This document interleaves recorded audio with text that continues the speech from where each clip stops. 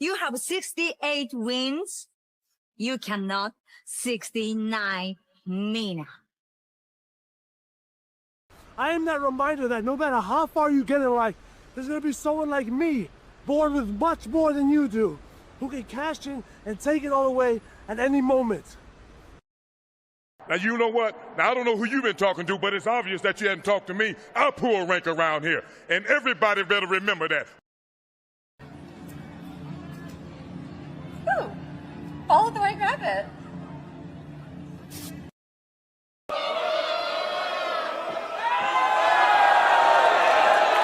The mask has been removed, but I tell you what, he's still the same pro wrestler, whether he's wearing a mask or not. You can call this the New World Order of Wrestling, brother. Whoa!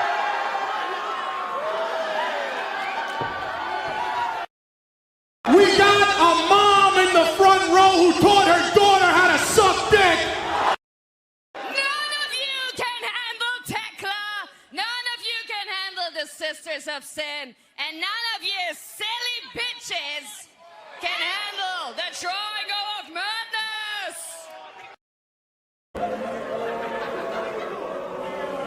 Oakley has Trey. Look at the speed, the rotation, the impact. What is going on, everybody? Welcome once again to the Saturday Shenanigans, hosted by yours truly, the Renegade JJ Williams. Hi guys. Hi guys. CM Punk drama bullshit to the side. I still consider Hangman the worst AEW champion they've had. First of all, we're going to bring in Walter Cruz. I said that as a joke when, what's his name, did his promo Monday. And he said, I'm from a prestige university. I said he majored in Steiner, man. We've got the Heb man, James Hebert, in the house. I do really cool in dumb things for mutants. Right. A lot of shit going on here. A lot of fucking crazy ass shit. Where is Noah JD? Well, say his name and he appears, because we believe in Noah Foster. Fuck is this intro? It is one of those things where as fans we do have these desires for what we want to see, but sometimes you can't always get what you want, and there are reasons you truly don't get what you want. I wouldn't even listen to this in Grand Theft Auto San Andreas. What the fuck is this shit? God, rap is whack. Like I said, never been a greater time to be a wrestling fan than with more companies in a more lucrative spot, in a more comfortable business spot, in a sense of mind, it seems, than ever. Again, WWE is not the only one. It is not the end-all, be-all. So let's go back to the Renegade Wrestling JJ Williams to get the official word. JJ, speak! Make sure you tune in every week, because you never know who's going to drop in to join the shenanigans. Catboy is in the house. Hello, my internet family. I say if you want to make them as evil as possible, make them really mad. We have Mansfield joining the party now. What is going on, Josh? Like I told no one when we were in Cleveland, him joining Chase U was just an unfortunate side effect of my shenanigans towards you, JJ. I know how it can get better, Noah. The panel chooses you. Shut the fuck up, Josh. You said that so like. We got some of the intro back. Yeah, I was gonna say. Just like how you and I had lunch together the other week. That was different.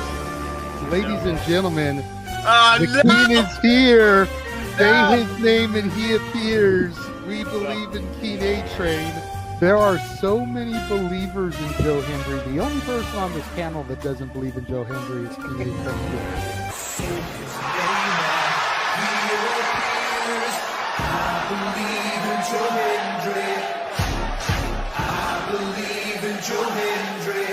Tell the world why you do not believe in Joe Hendry. The reason I do not believe Joe Hendry is he is Fandango 2.0 in a entrance merchant. I rest my case, Your Honor. Hey! There's something wrong with being an entrance merchant. He He has some of the best entrances of all time. Teleporting into the command center, all the way from Angel Grove High, Datilla. Oh, yeah. I went to the command center on Thursday. I went to Vasquez Rocks, which is where they filmed a lot of episodes. Somebody actually climbed to the very top of those rocks. I made it halfway. I was like, I'm not going up there. Definitely Toni Storm versus Mariah May. That's the one match I probably am looking forward to the most. I really like the story. I'm familiar with all about Eve, so if it plays out that way, I kind of know how this is gonna go. Say goodnight, Datilla. Good night. James, you did say his name. So he shall appear, ladies and gentlemen, the first time on the Shenanigans. Jeff Meacham is in the motherfucking house. Ah! All right, we're coming in hard with the botch. All right, fucking hell. It's good to be back. It's good to have an opportunity to talk to the crowd on a Saturday. If you want to have yourself stomach through it, you can go back and watch when the main event McAfee took over Impact. That's what James was talking about. So if everybody just joined us, we're talking about people sedating people, attempted murder, boys, and tips. Welcome to Saturday Shenanigans, everybody. Aren't you glad I'm back? Welcome back, Devin. Cool.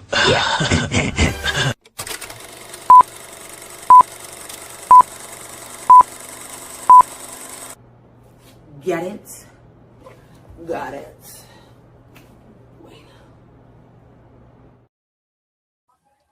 What is going on, everybody, and welcome to the weekly moderated insanity known as the Saturday Shenanigans. It is I, your host with the most, the Renegade of Wrestling, JJ Williams, joined by my elite panel. We've got Mr. Reliable, Walter Cruz, who looks like he's about to go to sleep in his chair there. I'm really close to. Are we all elite, though? No, we don't get graphics. We don't get hugs. None of that stuff. But how's it going? Long time. I know, right? Seems like a little over an hour. We've got the man who made James squeal like a stuck pig in the intro. Jeff Meacham is here. I am here. Yes, I enjoyed the new variant on the intro prior to all our own intros, like the actual new clips. That was cool. I enjoyed those. Thank you. Yeah. Cool. I was sitting here thinking about it the other day, and I was like, I've got some new stuff that I want to add in there. Sure. But at the same time, I want a variety. Yeah. Because I felt like it was too TV centric, the old info. And this past year especially, we've really started branching out into some of the indies. 100%. So I wanted there to be some of that in there. I wanted there to be classic wrestling clips. Yes. You can't get much more classic than Crockett era Arn Anderson talking about the Four Horsemen. No. And man, Bubba Ray is still a classic in Dayton, Ohio, baby. You know what? I don't think that clip will ever leave. It can't now. I had to throw the modern TNA clip. That was the thing. I wanted there to be a classic, a modern, and an indie. Okay. And then just keep that pattern going. Classic, modern, indie. Classic, modern, indie. So I threw in the modern TNA with, the bunny, for a certain somebody who's not with us right now. I had to get a little Triangle of Madness going up in there. Yeah, that was cool to see them. Like I said, I haven't watched a whole AEW lately. I'm getting back into it. That was neat. That literally was like from last week's Dynamite. Right. I had to get the Mina clip. Have to have the obligatory Mina clip. Well, yeah, and that one's just probably and better than the other one. About you can't 69 Mina. It's like, but how many are going to try? How many are going to try? Talk about being a model to 69. Yeah. Dylan, come back. Sorry. I was trying to get in so you tell me happy birthday. Well, he just got home. Get over here. Anyway, go ahead. I'm sorry. I'm interrupting your spiel about your opening. I apologize. No, it's all good. But yeah, and then the slow-mo revolver clip, like that literally had to be in stitches when it happened live. Yeah, that's the best shit ever. Freaking Trey Miguel took a hit. Yeah, Trey Miguel took a hit off of a vape, blew it in his face, and the whole thing until they made the hot tag was in slow-mo. It was like 5 minutes of match in slow motion. It was some of the greatest shit ever. That kind of stuff is what gets the freaking diehard people just their panties in a bunch, like last night's SmackDown. I know we're going to talk about that, I'm sure. Yeah. But I mean, Trey Miguel, when he posted the clip, even posted it, and the headline was like, "Meltzer isn't going to like this." Exactly. And but who is going to like it? Actual wrestling fans. Right. Fans that actually realize that this is entertainment as well as sport. Yeah. Last night's SmackDown was not for everybody, but damn it, I was entertained as hell by that show. I'll tell you what. We do have a couple other people to bring in. I know. One half of the Canadian connection is here. Ooh. Nick is here. How are we doing tonight, Nick? What's up, fellas? Jesus. Jeff, I missed you. You sound like you're in slow motion. I was going to say. He sounds like he's ready to go memes, or like he's trying to keep his voice down because his wife is trying to go memes. Yeah, it's bad. I'm trying to. Tonight is not a ranting and raving deck. Yes. Save that. We save that for our interviews that we're doing. Yes. That's okay. I missed you, Jeff. That's okay. I missed me too. And then we have, she's yours, she's mine, she's our Canadian friend, Ash. We're both here. We gotta get you an actual theme song. Seriously, we need to have Riff invest in AI and just have an AI where that is sung like an old TV theme, like Ranger Joe or something, Oh my God, with that I can't. Jesus Christ, JJ. It would just be hilarious. She's our Canadian friend. She's the greatest Canuck I know. Here is Ashley. But just this bubblegummy jingle that we can hit and play every time she comes in. Every time.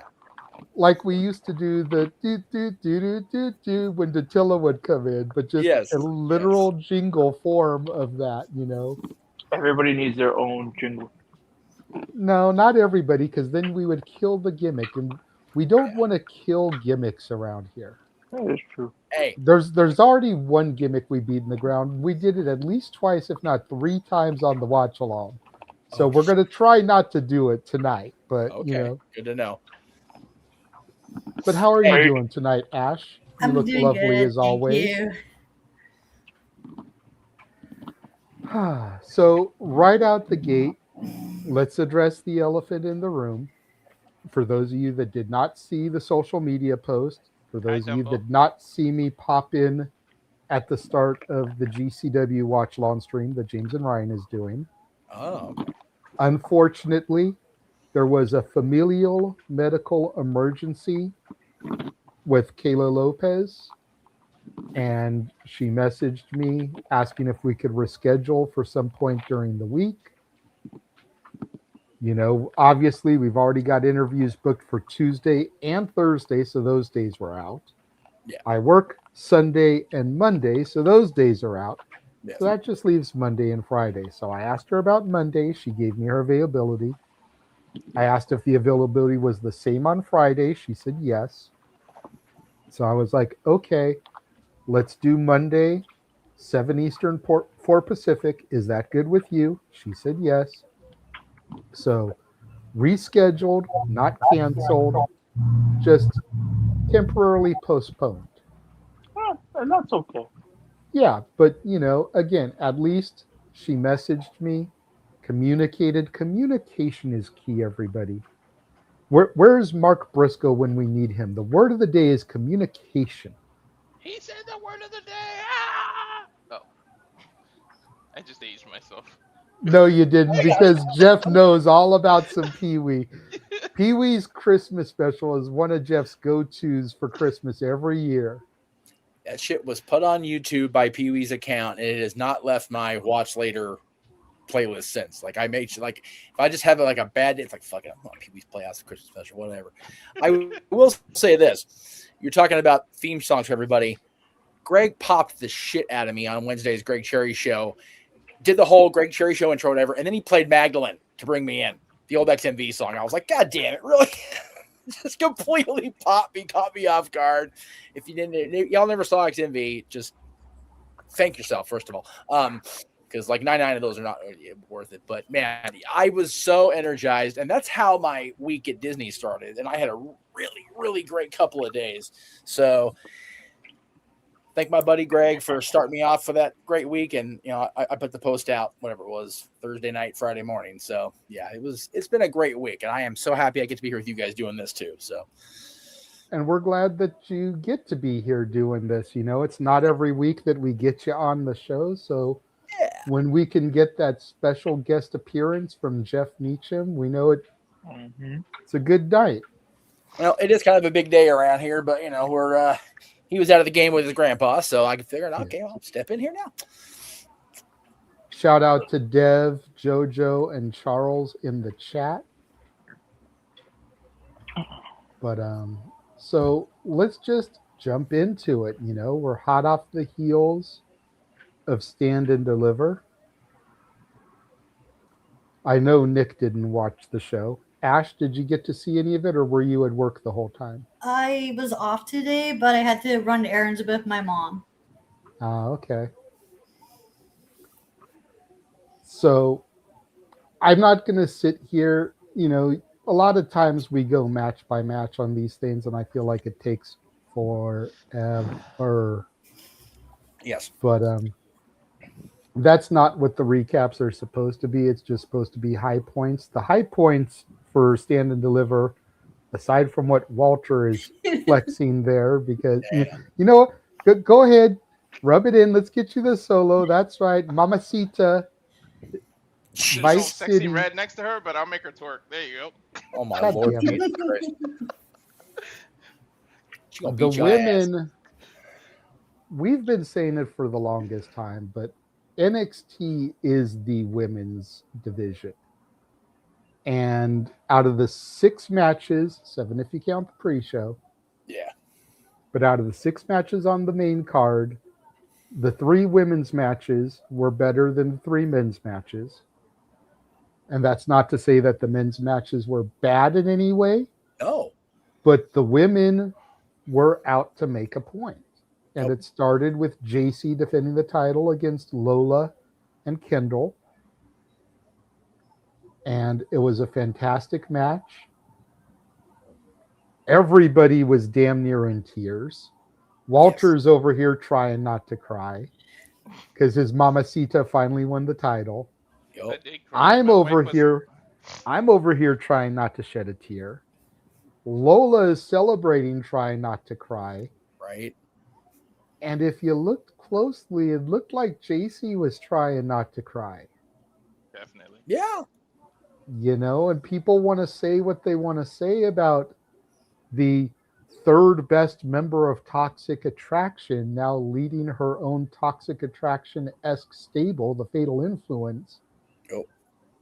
But 2-time NXT Women's Champion, TNA Knockouts Champion, and she looked like she was about to start crying watching Lola celebrate, knowing that it was her that put her over like that. Kind of like when Charlotte put Rhea over.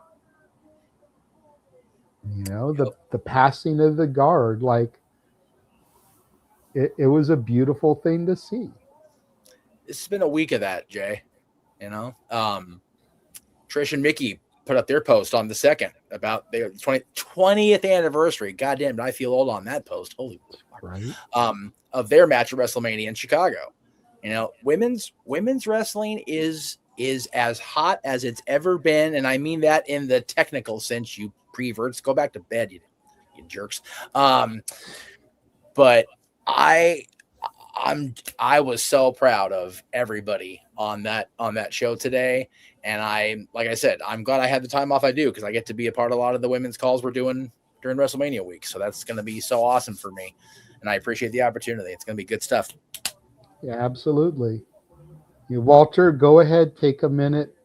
In the words of Keith Lee, bask in the glory of your Mamacita's victory here. It was good. An awesome job between all three of them. And they got me good at one point. I thought Kendall had it before Lola came back and broke that up. I was like, oh, shit, they're going to do it. Kendall won. But I knew I had a deep down feeling that 100% that JC wasn't retaining. So I knew it was one or the other, because she's had enough of the title run. She's elevated where she can do. What else is there left to do in NXT? I really think she is main roster bound, which is funny because you just said people thought she was the weakest of Toxic Attraction, and look where she's at now. She's the only one that's still employed. Yeah, and she's by WWE. Yeah. So good for her. But yeah, man, when that 3 came, woo! I jumped out of my fat ass got up too fast. But with a tear in my eye, my wife said, "You're crying because she won." It's like, you don't understand. Non-wrestling fans don't understand, man. Right. No, I totally agree with you, and to further prove that point, I hearken back to Forbidden Door and Brian coming out the first time in years to Final Countdown.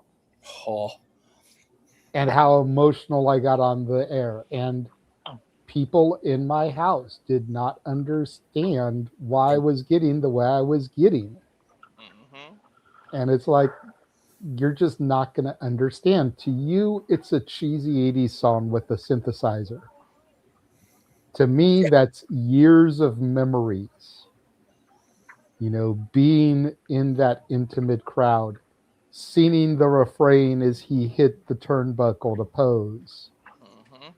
Mm-hmm. So I get it.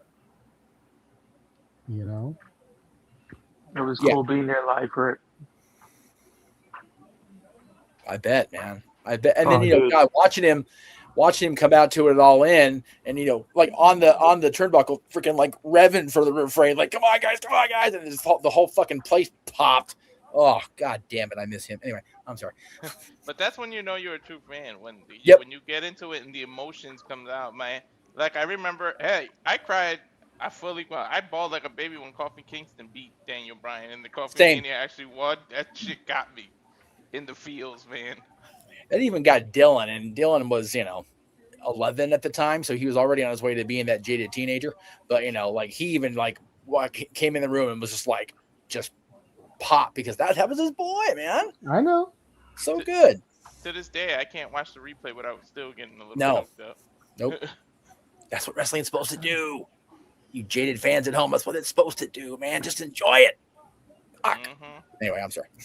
But yeah, man, I'm so glad she's getting her chance. And like you said, it's a passing of the guard. It's the Mamacita era. They won't call it that, but I'm damn sure calling it.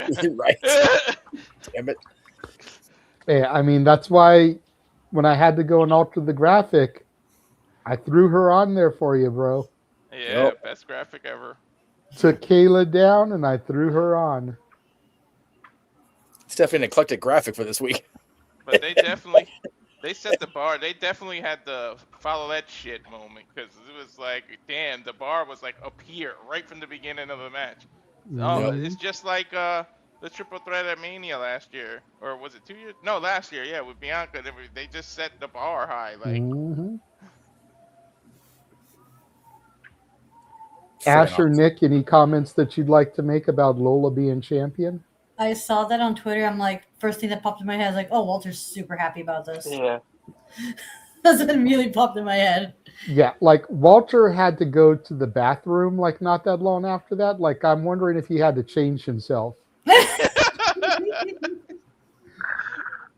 think, Freaking Jay from Jay and Silent Bob Strikes Back. I filled the cup, dude. Yeah. No, I mean, I think it's great that she won it.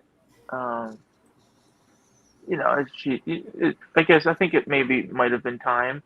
I think the more important question is, you know, and people ask it all the time, what's the follow up, right? What are they going to do in her first? You only get your one chance at a first title reign. So I mean, I wonder, you know, now it's about what are they going to do for her title reign? Is it going to be a lackluster title reign, or would it be something that, you know, will be memorable? Well, if I'm Shawn Michaels, first of all, I'm not trying to dance with Sexy Red. God, that more cringe than the IHOP pancake girl. Like, I actually get entertainment out of watching that video of her being happy at getting served pancakes. But Shawn Michaels, never do that again, bro. His cookout privileges were revoked with that. Yeah. But if I'm Shawn Michaels, the first feud I'm booking, I'm running back Jada Parker and Lola Vice.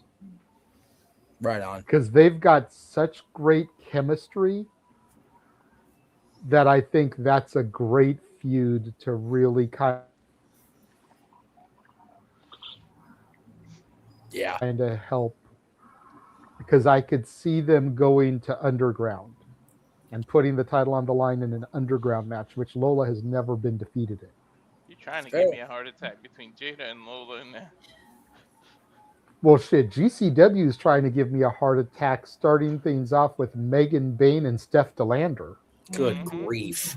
Oy. And I could have been at this show. If I had known what was going to happen tonight was going to happen. Yeah. This is LA they're in. This is the final show before Mania week. Yep. And we had Manders versus Starboy Charlie, the newly ID'd champion Starboy Charlie. Yeah. And they're following that with SDL versus Megan Bayne. Jesus. I'm just saying, like, the Ukrainian Cultural Center, same place they're always at. Fucker. Okay. Yeah. I knew that too. Ugh. But, you know, to Walter's point about giving me a heart attack, and I've never seen Megan Bayne live. Oh, she's so I could have seen her, like, God, in she's so person. pretty live. She's great. Yeah, both of them are gorgeous, but Yeah. just to be able to stand next to that Amazonian goddess in person, Right. Jesus, talk about filling the cup. But anyways, She really could get away with playing Wonder Woman, man. dude, I've been saying it since she came back. Like, they've got the thing. It's Warner Brothers Discovery. They've got the DC books. Use Megan Bayne as Wonder Woman, for fuck's sakes. Mm-hmm. But I digress. But yeah, I would do Lola and Jada. I think that would be a good feud to start at. It would be a great way to boost her stock, to get both women elevated. And especially if they're going to start another one of these, like, almost year-long arcs that could cultivate in Jada getting the belt next year. Great place to start would be against Lola this year. Valid. Whether Lola is still champion come this time next year or not, Yeah. you start her out by positioning her against the champion. It's true. From there, tag titles were defended by the Vanity Project. Yeah. I like the Vanity Project. Walter likes the Vanity Project. Noah, I think Noah kind of gained a little bit of respect for the Vanity Project, considering that Los Americanos are Tyler Bate and Pete Dunne, and they held their own with those two. Yeah. You know, so the Americanos, though, were using some moves that Tyler Bate and Pete Dunne used to use, you know, kind of showing their asses and exposing who they are under those masks. I don't think that was very good, but, you know. It is what it is. Right. It's one thing to wear your influences on your sleeve, but come on now, right? Yeah, I mean, if they used Chad Gable moves or Ludwig Kaiser moves, that would be a little bit different because neither one of them are Ludwig Kaiser or Chad Gable. The El Grande Americanos supposedly are. And I use supposedly because as I keep beating Noah to death with, I have seen video footage of Chad Gable and El Grande Americano in the same place at the same time. Valid. Before there was a second El Grande Americano. Yup. So I don't want to hear this defamation on Chad Gable's character. I go weary of it too, quite frankly. But if they were to do some of their moves, that would be different. Yeah. But for Rayo and Bravo to do Pete Dunne and Tyler Bates moves respectively, seemed a little bit curious to me. It's like Mr. America doing the Hogan big boot and leg drop. Well, yeah, but that was proven, to be fair. That was proven, even though it was by a person who should have a criminal record at this point, but, it's okay. From there, we got another women's match, and Sol Ruca and Zarya fucking showed out. Showed up and showed out. Yeah, I called it on the air. Jeff was on the same frequency as me, and it's funny because other wrestling websites called it out as well. It made me wonder if they were watching our streams. But Sol Ruca's wrestling gear was very classic era Mighty Ducks inspired. She's a SoCal girl. Do you see it there, Nick, as a hockey fan? Do you see the OG Ducks colors there? The quote-unquote eggplant and teal, for lack of a better term? With the white trim? Yeah. Like, you're talking like the cartoon. No. I'm talking about the movies and the inaugural seasons of the Ducks, because before they switched to the orange and black attack, they wore those D2 jerseys. And this was the away version, was the darker colors. Yes. I shall Google. Yes. Oh, I'm familiar with those colors. Okay, good. Colors. Spoken like a girl from the peg. I'm here for it. That's right. Damn it. Yeah, it's funny. I was at the Anaheim train station coming home Friday, and they have like a little Ducks team store in the hub now, just because everything pissed me off when I'm at work. That's right. But it was Angels opening day, so they had a 20% off sale on the whole store. It's like, man, I haven't seen that much eggplant and teal in the Duck store in a long time. I was like, oh shit, they're bringing everything. Well, figures that it would be 20% off on Angels opening day because they're already eliminated from playoff contention. You know what? Give them at least till the end of the middle of next month. Okay. Because that's when Mike Trout's going to get hurt. We know it's going to happen. So just let us have it. We were in first place for 2 whole days, by God. Fair enough. You were saying, Ash? I was about to say, we haven't seen those colors since the 90s, right? Early 2000s. Early 2000s. Yeah. Because I don't remember if they had those colors when they won their only Stanley Cup. No, they did not. But I know they had them in the early 2000s. Okay. They had them when they went to their first Stanley Cup final against Detroit in 2003. That's where I'm mistaken then. Yeah. Okay. But they did not win the cup in those colors. They had, I think they'd switched to the orange and black by 2007. Okay. I know way too much about the Ducks. I need to go sleep on the So porch. somewhere in that in between 03 and 07 is when they switched over. Okay, so I've got the timeline mixed up. Okay. No, it's fair because I do too. It's okay. Although, to be fair, those colors are very 90s coded, so that's why I 100%. 100%. I don't know anybody, male or female, that would go out in eggplant in public on purpose, unless they're going to a Ducks game. Yeah. Yeah. It's in the 90s. We used to wear some shit. Remember the starter jackets had all kind of crazy colors. Hey, Dude, I still remember the Looney Tunes crisscross T-shirts. Remember I those? saw those too. Yeah. I had those. God, oh, Jesus. Me too. Freaking Bugs and Taz with the backwards clothes on. Yeah, I remember seeing that a lot. I had that. The kids at my elementary school would wear that. That's God, wild. okay, now that dates me because I was wearing that in high school, and she was talking about kids in her elementary school were wearing it. Yeah, those colors were Thanks, so Sam. bad. You're welcome.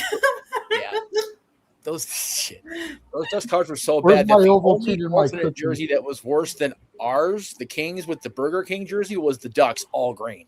That shit is fugly, and they had those on sale at that store. Jay, I was like, why do these get these out of here? No, The only Ducks all green jerseys that are worth anything is the OG District 5 jerseys. that's where the hell is that? I got that here somewhere. Anyway, yeah. Like, I've got 3 of them now, damn it. Do you really? Jeez. I've got my Fulton one. Yeah. And then I've got Banks. Okay. And I've got Bombay. Oh, you got Bombay. Look at you. Okay. I got 66 and 99. I get to work with his daughter on Friday. It's good times. You know, unlike Mina, you can't 69 Mina. But I got 66 and 99. I don't want From there, we went to the men's North American title match, which was a solid match. Yeah. Women's North American title after that, again. Nick, I'm going to mute you while you... Sorry. Women's North American title match, again. Tatum and Blake, man, like they just showed the fuck up. They did.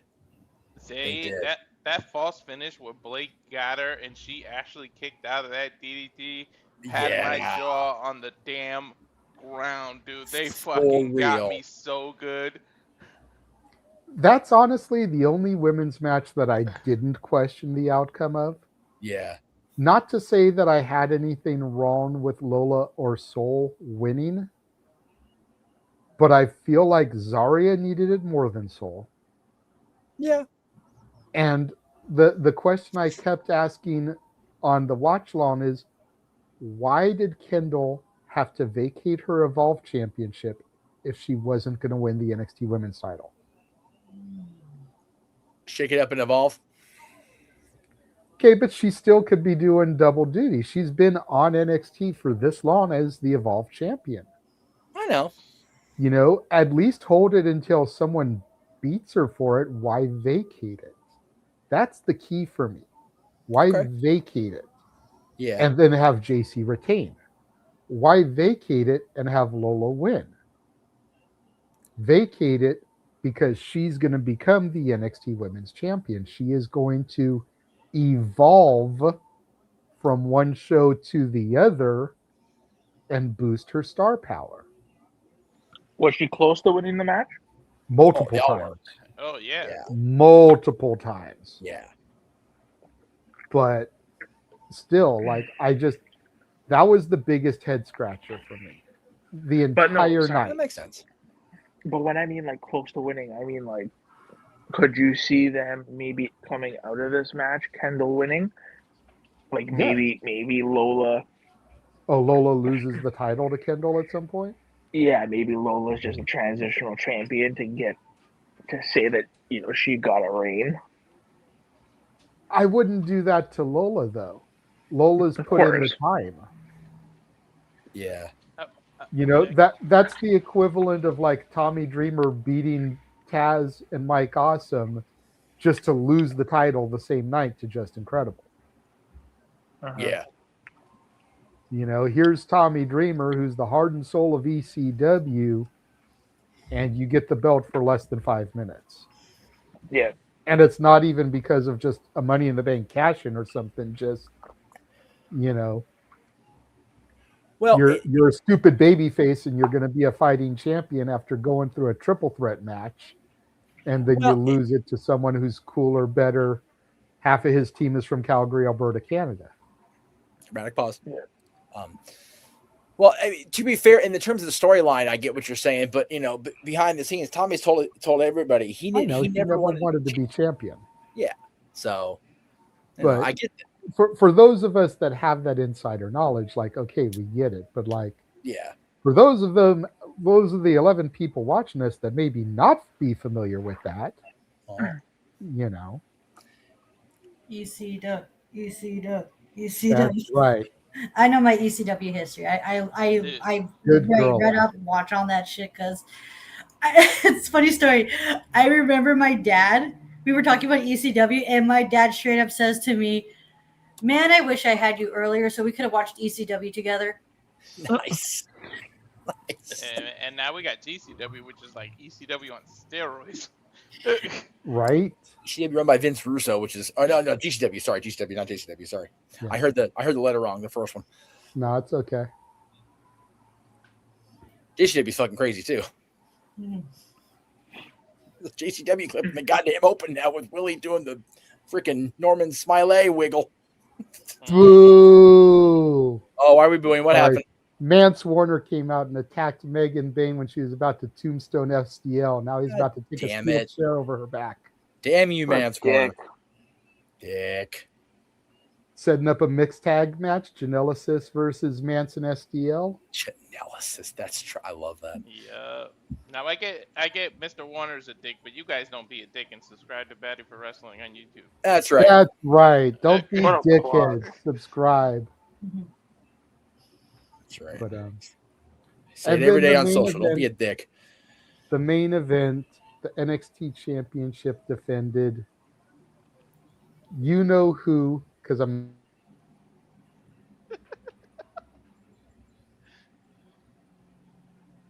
Oh, he froze. That means he said it. Getting a little glitchy. Is Noah coming in? Gonna start fucking with us? But defending the title against Ethan Page, Ricky Saints, and Tony D. And much like we did the night champ Angelo in. I'm happy for him. Yeah, I am too. I brought up the picture on the air of what was kind of being called the pillars of the 2.0 era. Yeah. And like, he's the only one that's still there. Yep. Accidentally loaded the wrong graphic. Hold on. They even mentioned it on the WWE call. He's seen everybody go up, and he's still there. Mm-hmm. So good for him. I mean, just take a look at this photo. Jeez. With Tony winning, 4 of those 5 men have now been NXT World Champion. Yep. And 4 of those 5 men are on the main roster. Tony D is still left behind. Yep. So it's just kind of crazy to think about the success that all those men had, and Tony is still there. Yep. Left holding the bag, so to speak. Hey, you know what? He's now the first ever NXT Grand Slam champion. Triple Crown. They don't have a 4th title. I think it said Grand Slam, but I could be wrong. They don't have a 4th title to make it a Grand Slam. That's the catch. He gets the speed title. No. I was gonna say they used the Heritage Cup as the 4th. Oh, okay. Yeah. I completely spaced about the Heritage Cup because it hasn't been around in forever. I don't watch every week, but I do pay attention. No, I pay attention too, but I don't count a trophy as a championship. That would be like counting the King of the Ring as part of a Grand Slam. No, and that's valid, but they did defend the Heritage Cup like a title. So They did, yes. Okay. But yeah. So good on Tony D for sticking around long enough to become the only so far NXT Grand Slam champion, because that's he's sitting in some tall weeds there. So good on him. Yeah. Yeah. Much like the boss of NXT became the first Grand Slam champion ever. Mm-hmm. Antonio D'Angelo was the first NXT Grand Slam champion. And there's a picture of him. As a matter of fact, that's why I brought it up, because what is this? It's ringside. What the hell it's called? This one page on Facebook. It's got a picture of him and Sean with the Heritage Cup. So Walter, the match has been made for spring break. Manson SDL versus Megan Bain and a mystery opponent. Mystery partner. Shit. Ooh. Yeah. Dude, I get to see Megan Bain live. Dude, they should let Matt Cardona go just for that one show, just to fuck with Steph and Mans. Nah, they won't do that. They should, though. They should. And Joey is tied up with Brody Lee Jr., so it can't be him. But who else is around that would be a good fit for Megan?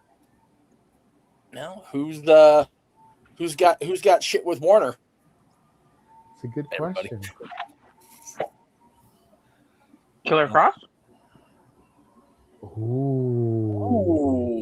But I think Cross has one of his own shows that night, so he may not be able to. Depends on timing.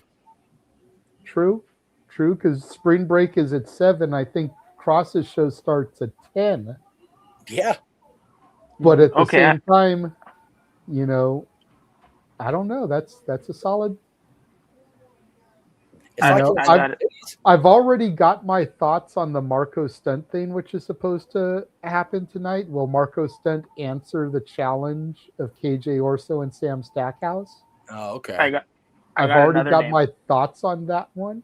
Yeah. Go ahead, Nick, since you seem determined to get in there. Sorry, because it's gonna. I know it's gonna leave my head. Nick Gage. Oh fuck. That's a possibility.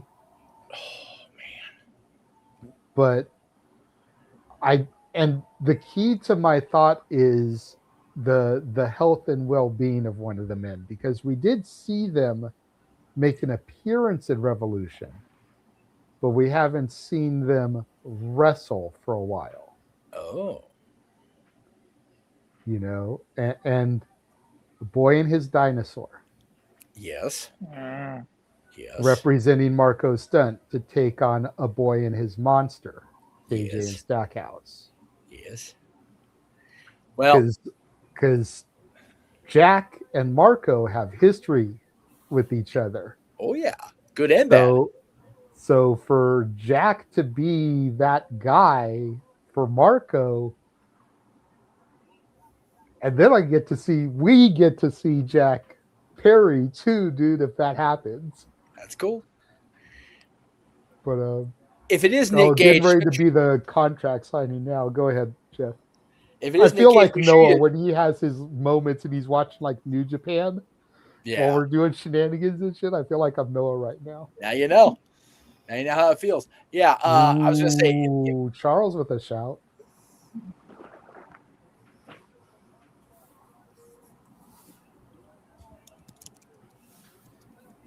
Go ahead, Jeff. Okay, I'm gonna type it out. No, if it ends up being Nick Gage, just dress like you're going to a Gallagher show. Bring a freaking shield guard for your face with all the blood flying. Right. God damn. I have not been to an independent wrestling show that Nick Gage is on, and I don't know if I want to. I do. I know you do. You're a crazy person. It's not good, dude. I mean, look, if I was ever going to travel for a GCW show, I would either want to go to the one at the 2300. Sure. Or I would want to go to one of their shows in Atlantic City. Yeah. Since that's basically their home.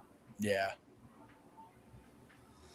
Yeah, there's still a few things on the old bucket list that haven't been checked off yet in terms of wrestling, but it's priorities seem to be shifting in my life as I get older. God help me.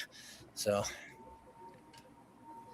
I would like to go see at least one something at the 2300. I'd still like to go see something at the Garden. Yeah. Mm-hmm. They're about to do the contract signing, and there's a table in the ring. We all know what happens with tables and contract signings. Yep. What match are they signing for? Joey Janela versus Brody Lee Jr. Oh shit! Somebody's going through something. Is Amanda Hubbard there? I haven't seen her, but she's probably backstage. I'm sure she is. Table. Put her Probably through the hovering fucking around. table. I seriously doubt that Brody Lee Jr. flew all the way to LA by his fucking self without parental supervision as a minor to be a participant in a wrestling show where he's going to take a bump. Come on, Nick. I love you, bro, but if common sense were common, more people would use it. It is true. She's probably in the little back alleyway where the wrestlers hang out before they come out for their entrances. Do you guys cover? I'm sorry. Does the team? Do you guys cover any of the WrestlePro events out in they're in New Jersey area? No, never heard of WrestlePro. Okay, MGF just showed up as a surprise. I've been trying to scroll through. I thought I saw something posted about Brody, which is why I'm trying to scroll here. So forgive me. Nah, we have to it usually has to come across our radar, and then there has to be a way for us to see it, cover it. Got it. You know, a lot of the stuff we do is either Triller or YouTube. Nick has IWTV. Dude, I need this shirt that Brody is wearing. Okay. I need this fucking shirt. Well, now I'm curious. What is he Straight out of the dungeon. Oh, yeah. Like the Straight out of Compton? Yep. Straight out of the dungeon. And the dungeon is in pink. They don't sell them. Yes. They don't sell them, though, Jay. Damn it. No, so here's the deal, though. Go to I know you're booked that day. If you go to Natty's signing, she said she's going to bring a few with her. So just I'm gonna have to try to find a way to get to her because God damn it, I want that shirt. Because seriously, send a freaking gopher or a messenger or something, man. Because yeah.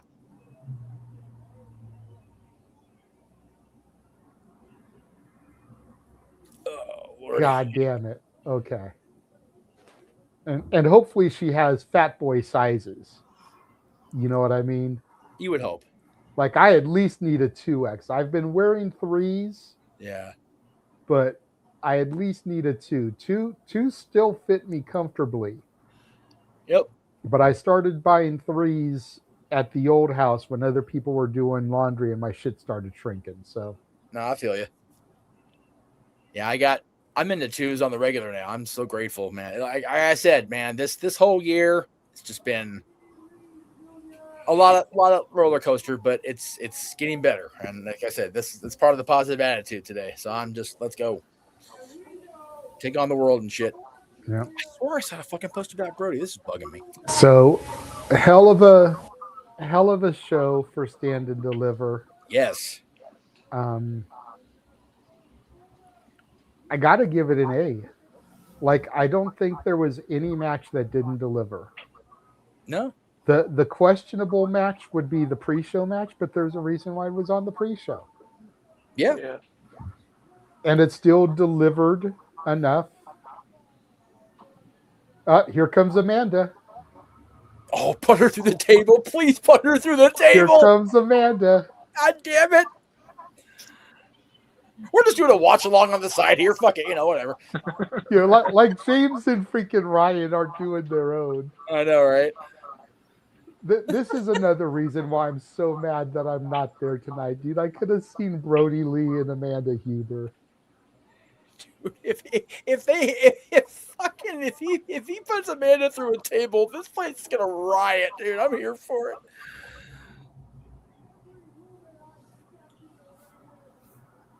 Oh God. Oh, excuse me. Okay, I get it here. She's out here to sign because, the legal ramifications of a minor. That's great. That's a good gimmick. I'm here for it. This is the shit why I love Joey. He is so intricate in detail. Oh, shit, dude. But anyway, so... What kind of mother is she? No signal from venue.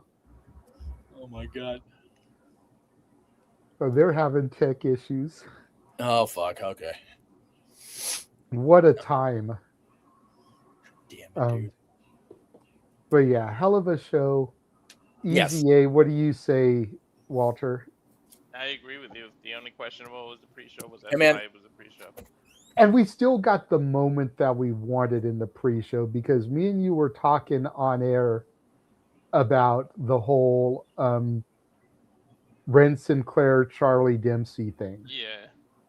And to have the face-off between the two of them during the match, and Charlie Dempsey, even though he was heel, even though he's part of the birthright, talking about, I'm not going to fight you, I'm not going to fight you. And then her just letting loose on him. You know, we still got the moment we wanted in that match. Exactly.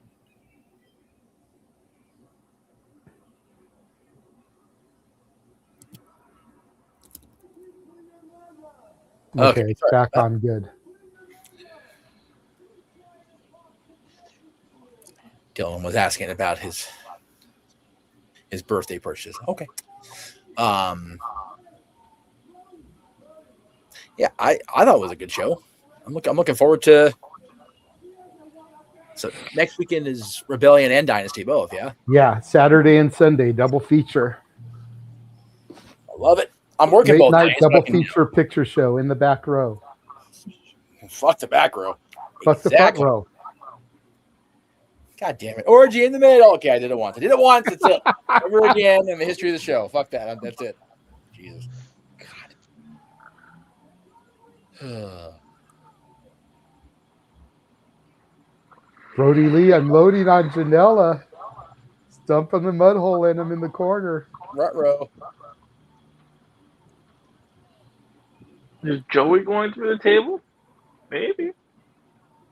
No, they gotta do it to Amanda just to pop the fucking crowd off the roof off the building. Oh no, that's an old building, dude. That's fair. Won't take much then, will it? Joey thrown onto the table dumped on top of him. Uh-oh.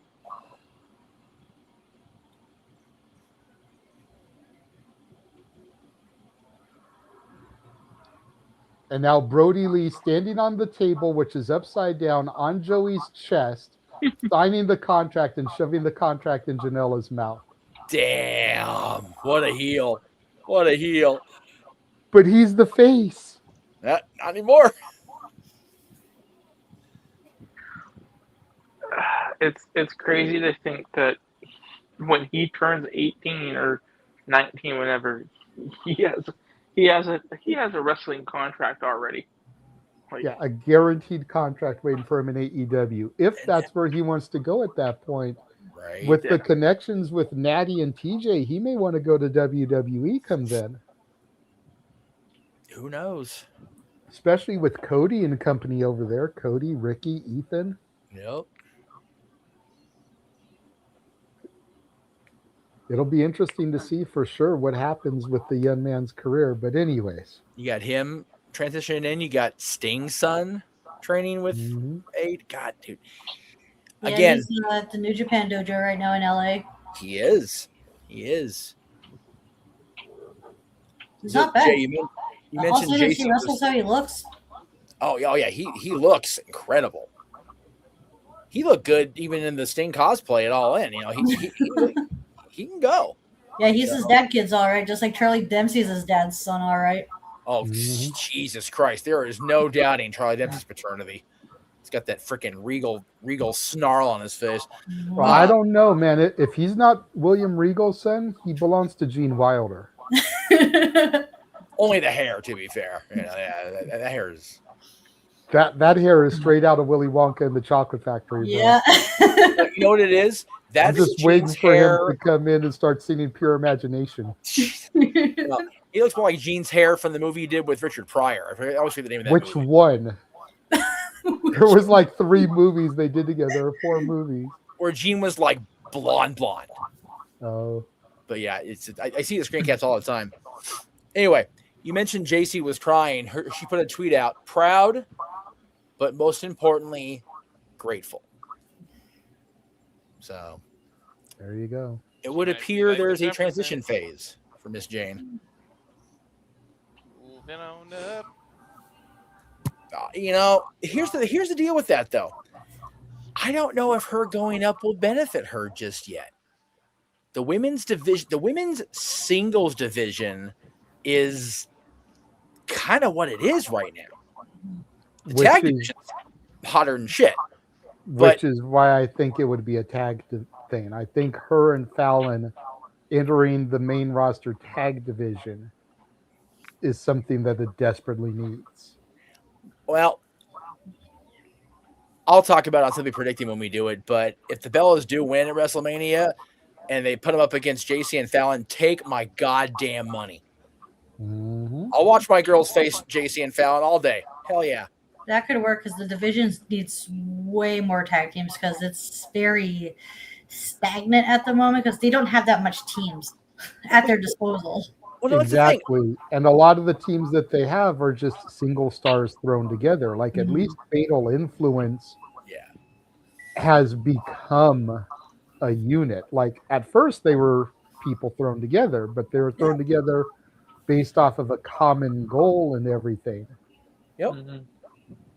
They've become a thing. Like they even have a team name. They do. Well, at least the teams involved in the tag title match at WrestleMania have been teaming for a good minute. Charlotte and Alexa have been together for almost a year, I think, right? Yeah, better part of the year. Bela and Lyra, Jesus Christ. Bailey and Lyra, yeah, they've had their off and on, but they've been paired one way or the other for more than a year. Yeah. I mean, it was supposed to be them last year, but then they took Bailey out, threw Becky in there, and we all saw what happened there. No, that was to advance the Becky story, and hell, it made the Intercontinental title worth something, and now AJ and her are going at it. So yeah, it worked. And then you've got Lash and Nia, who again, man, Nia, she's not the most improved since her return to competition from being released. I don't know who is, and Lash is a damn stud. Agreed.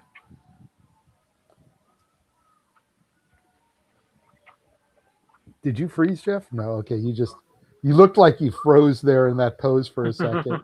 No, I muted because there might be an echo, and I thought I heard it too. So I don't think it's on your end. I don't think it is either, but I don't know. I never know. Right. I'm not the tech guy. No, it's all good. I'm a talking head. It's all good. Shit. Let me see here. What do we want to do next? Okay, so we will take a quick intermission. Just a short one. Little 30-second blip here. And we will come back and start with our next topic. Don't go anywhere. Witness as Ed and San Antonio Productions presents Podermania, live from the Horseshoe Casino in Las Vegas, Wednesday, April 15th at 3 p.m. A part of GCW's 2026 collective. Don't miss Poder champion Brittany Blake, Shotzi Blackheart, Leva Bates, Sue Young, Toga, Izzy Moreno, and many more of your favorite women independent pro wrestlers. Only at Podermania. Yes, that is one of the mini shows that Walter and I will be at. One of the mini shows that we will be covering here across the Simply Reliable Studios. Very excited about that. Okay, and since we just ran a little commercial for women, let's go ahead and talk about a female. All right. Stephanie Vaquer. Oh, boy. A story broke this week after the Garden show that apparently some fan, for lack of a better term, was stalking Stephanie, following her as she walked down the street. trying to get an autograph from her. And when Stephanie, none of us were there, so we don't know how politely or rudely it was said, but when Stephanie told her no, him or her no, it turned into this whole thing where they decided to take it to social medias to try to defame her character.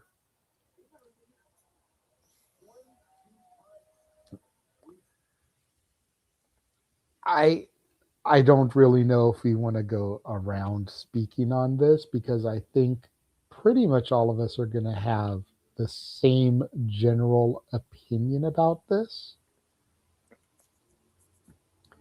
But I will say, number one, you don't follow a woman on the streets, period.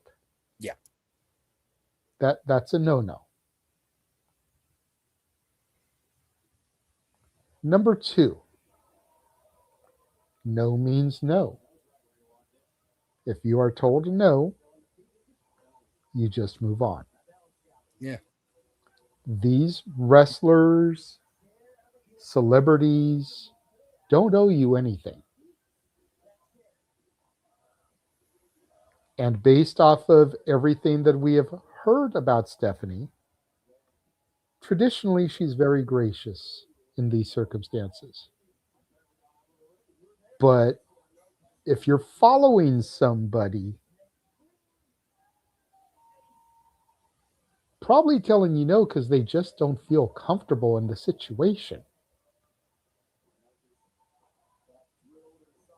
You know, John Lennon signed an autograph for a fan in the front of his apartment. What happened there? In New York. Just throwing that out there.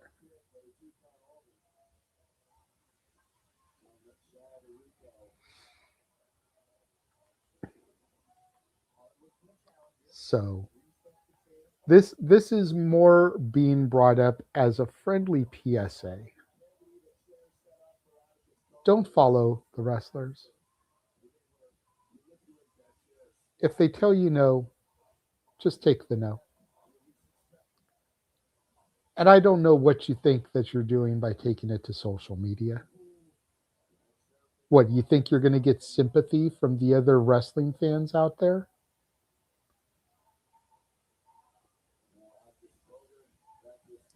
If anything, I'm going to go to the other woman in the room. Ash, how would you feel if somebody was following you down the street? I would be freaking scared and concerned. I'm going to bring up like a funny story to like ease up the room here. So I got off late at night at work, and I'm walking down the street to my house, and I thought I was being followed by someone. So I'm like making a mad dash, right? Mm-hmm. So I stopped. I'm like, oh shit. I turned around. Oh no, it was my shadow the whole time. That's awkward. Yeah. Luckily, there was no one around when that happened. I'm just like, oh my God, I made myself look like such an idiot. It's like I was literally being chased by my own shadow because I thought it was like some person, because it looked like it was really tall though. So I thought I was being followed by like someone much bigger than me. It turns out no, it's just my own shadow, and like the depth perception is just crazy. That means someone followed you real close for it to be your shadow. Damn. Yeah. It was Nick. He wanted to know what your pre-match meal was. What my girl dinner is after work. Listen, that question has gotten so much traction, okay? Fair. I mean, you know, at least it's not completely biting somebody's gimmick and asking what their Waffle House order is. Mm-hmm. Nope. But, you know, it's definitely along the same line. In the words of Paula Abdul on the OG American Idol, you took the question and you made it your own. Exactly. We have to stand out from. Listen, Malcolm is a great fellow, so we have to stand out a little bit here. Wouldn't know, never met him, but I can only assume he's a decent dude. He seems like he's cool people. Mm-hmm. God damn it, Darren. My shadow knows my story. That it does. Oh my God, that song was stuck in my head all day after the collision show, by the way. See, and it's funny because you're telling your story, and automatically I'm going to Green Day. I walk a lonely road, the only one that I have ever known. So yeah, don't be following wrestlers. That's just not cool. Even though yes, they are public figures, but they still deserve their privacy as well. Yeah, it's one thing. It's bad enough if you see them at an airport, a hotel, a restaurant, and you're asking them. That's bad enough. You know, as long as you're being tactful and you're not disturbing their meal or their conversation, it can almost be forgiven. Yeah. But to see somebody on the street and follow them, calling to them, trying to get them to stop for a picture or an autograph, that's a little bit overkill. It is. I think the youngins called it's a little extra.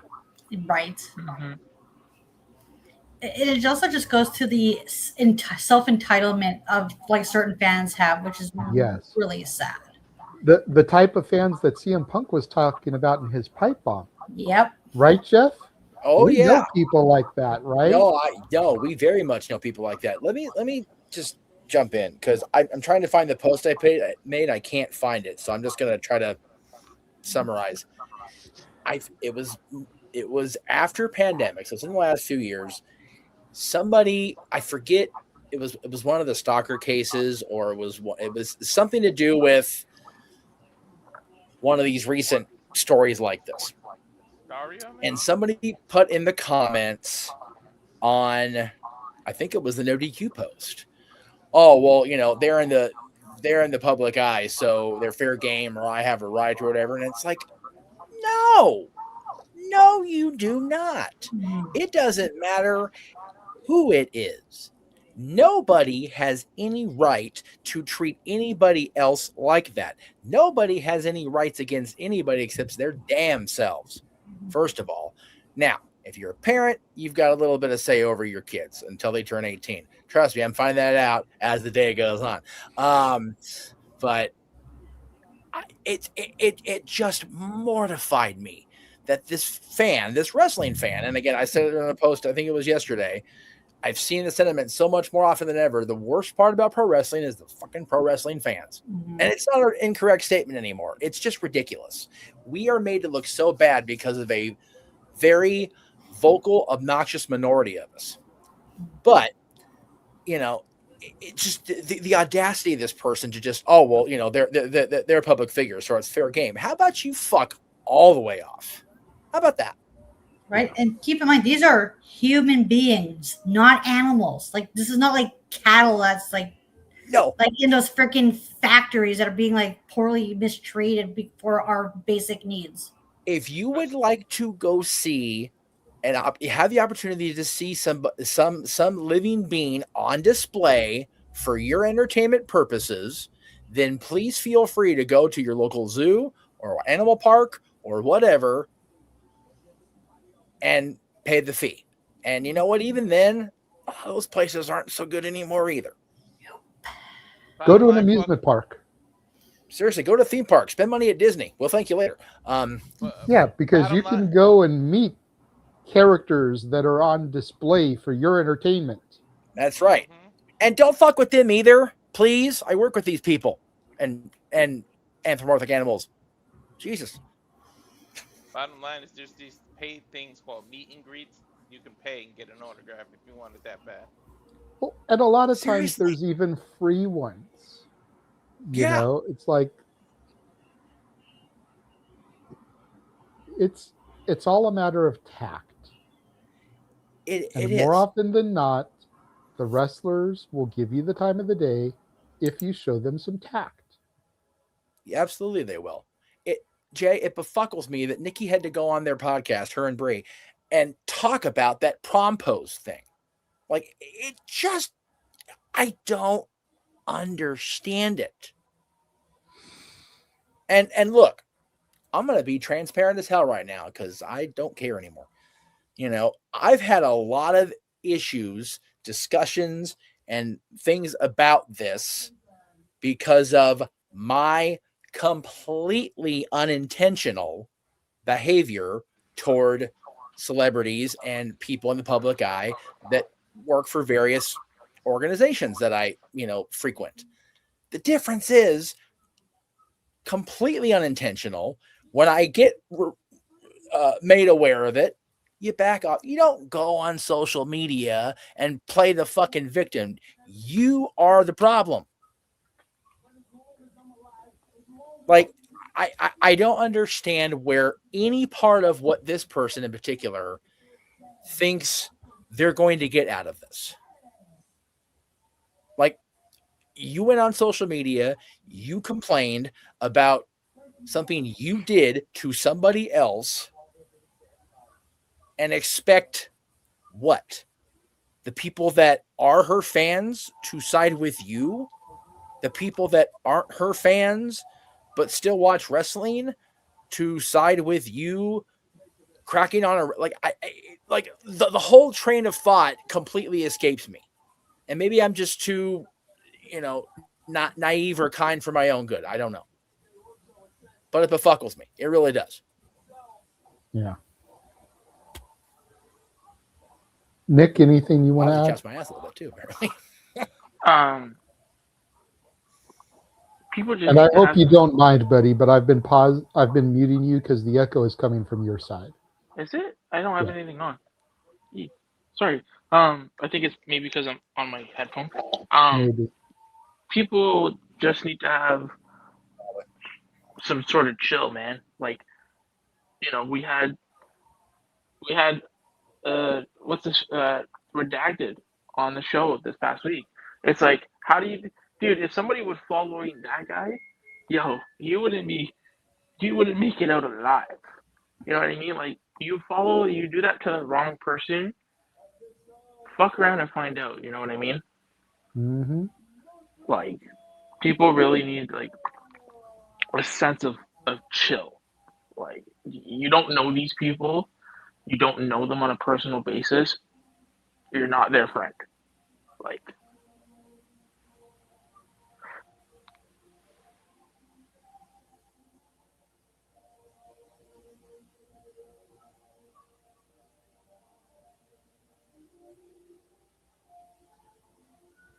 yeah.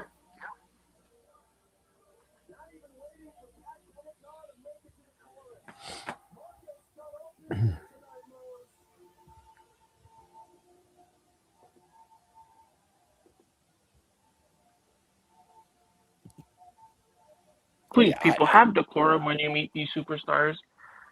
Like, when people do shit like that, it gives people like us and what we're trying to accomplish here, and what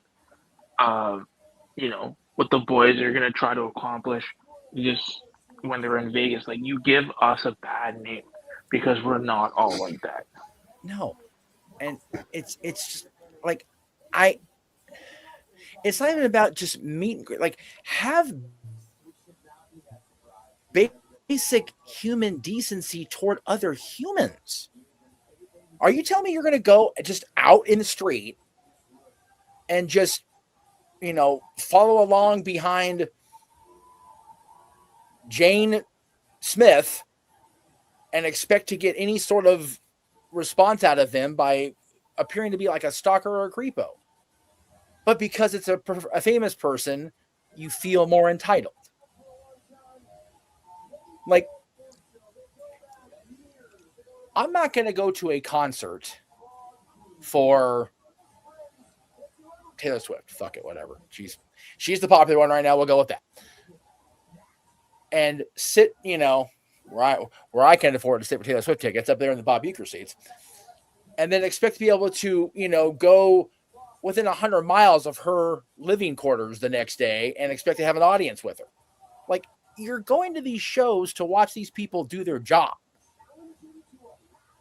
And that entitles you to one-on-one time with them. Why? That has never made sense to me, ever. It never has, and it never will. I don't get it. Yep.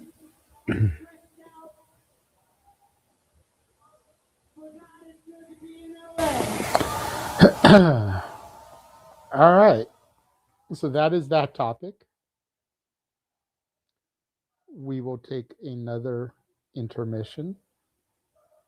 When we come back, we'll get into our next topic. And now for a taste of things to come.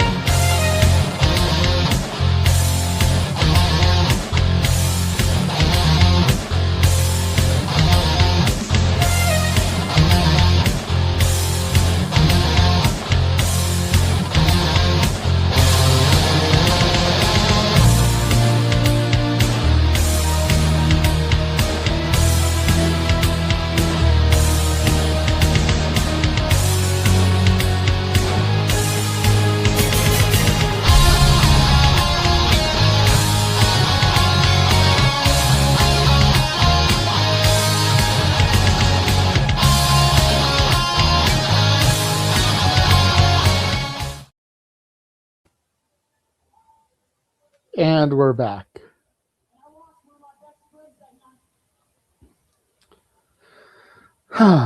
That's everything we're going to be covering WrestleMania week. A lot of that stuff Walter and I are going to be at live. It's going to be a crazy week. You're muted, Jeff. Have you guys said if you're going to watch Mania at the Airbnb or like go one of these big ass watch parties? We're probably going to go to one of the watch parties. Mm-hmm. That hasn't 100% been decided because the watch parties obviously have to buy tickets to. Well, sure. But there is a watch party being put on by World's Greatest Wrestling, which will have matches live in addition to the Mania stuff. Dr. Redacted is going to be there Sunday. Minoru Suzuki is going to be part of that. Good God. And an old buddy of ours, Mikey O'Shea, is going to be part of that. Oh, okay. There you go. So I'm definitely leaning towards us doing that. Okay. Because it'll give us the opportunity to go to that stuff. So sure. Why not?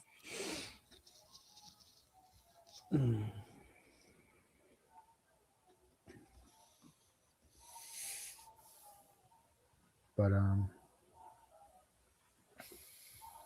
so the next topic, yes, thank you, Darren. In honor of the Simple Man, all the wrestling, all the professional wrestling. Damn it!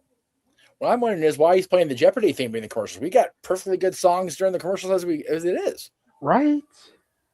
Jeopardy's like it indicates boredom because you're trying to think of an answer or a question to an answer. Man, you gotta immerse yourselves in these trailers. By golly. Right. Anyway, I digress.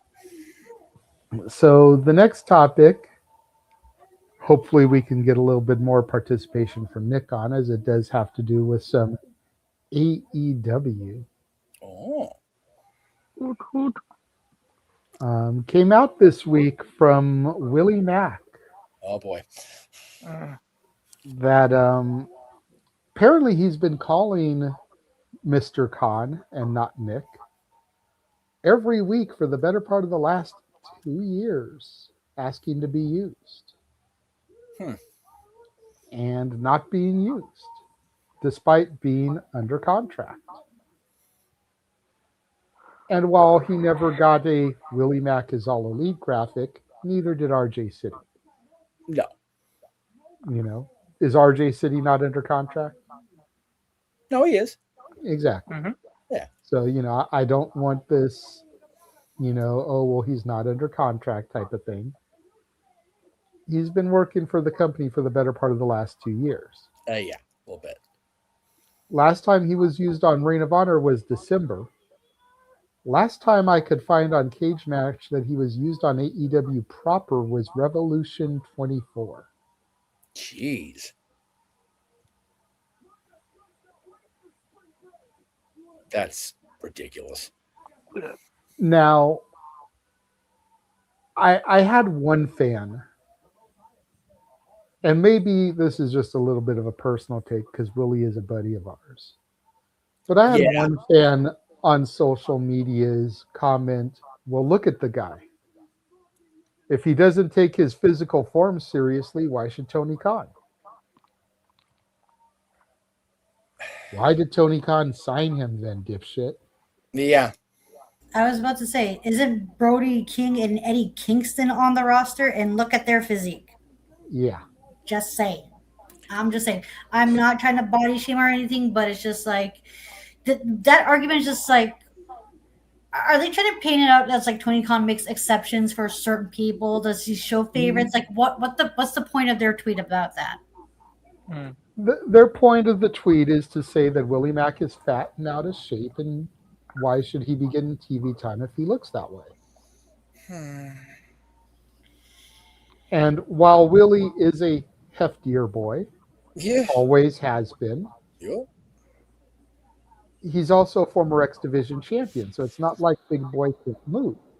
No. And again, there's a reason why Tony's saying that. And I didn't take the time to Google search it, but didn't Tony Khan at one point say that he doesn't bench wrestlers? I thought he did. Willie hasn't been injured this whole time, right? Because, I mean, I still see him on Juggalo Championship Wrestling on a weekly basis. As far as I know, Willie's good to go. So, what the hell? Like, this is a problem. Yeah. And it's not just a problem because he's a buddy of ours. It's a problem for a lot of wrestlers in both companies. Yes. Rosters are bloated across the board, except for in TNA. TNA could use some of that, Yeah. Holy shit. Oh, geez. Spasm moment. I'm sorry, but I was fucking right. Here comes Jack Perry at the UCC. No Does he have the national title with him? Yes, he does. Oh my God. And just for clarification, Megan came out with the tag title around her waist. Oh my God. Jack Perry is coming out to help Marco Stunt. That's awesome. I love it. God damn it, I could have been there for that. Please make this for spring break. I want to see Jack Perry live. I am so glad it's okay to like Jack Perry again. For real. Like, okay. Slight detour of conversation, Squirrel. I was mad in the moment because of what happened with Punk. Yeah. But when he reemerged as the scapegoat, I kind of let it all go away because he really was the scapegoat in the situation. Oh, well, yeah.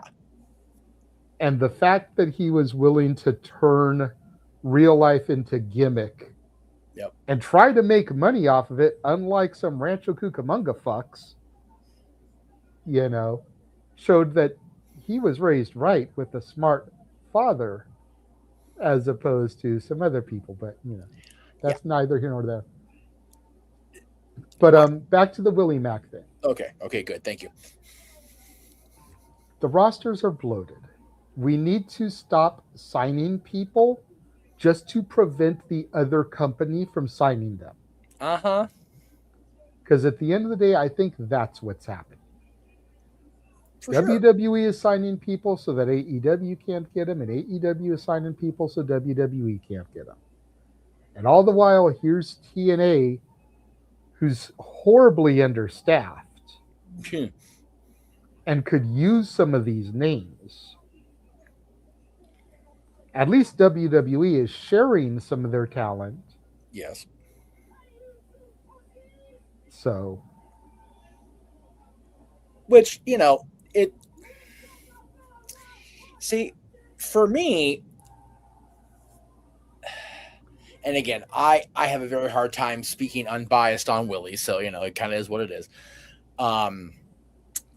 But some of the other talents that are under contract to WWE or you know under the developmental NXT contract or whatever, it's almost like if they lend too many of them to TNA, then TNA ends up looking like it did in 2000.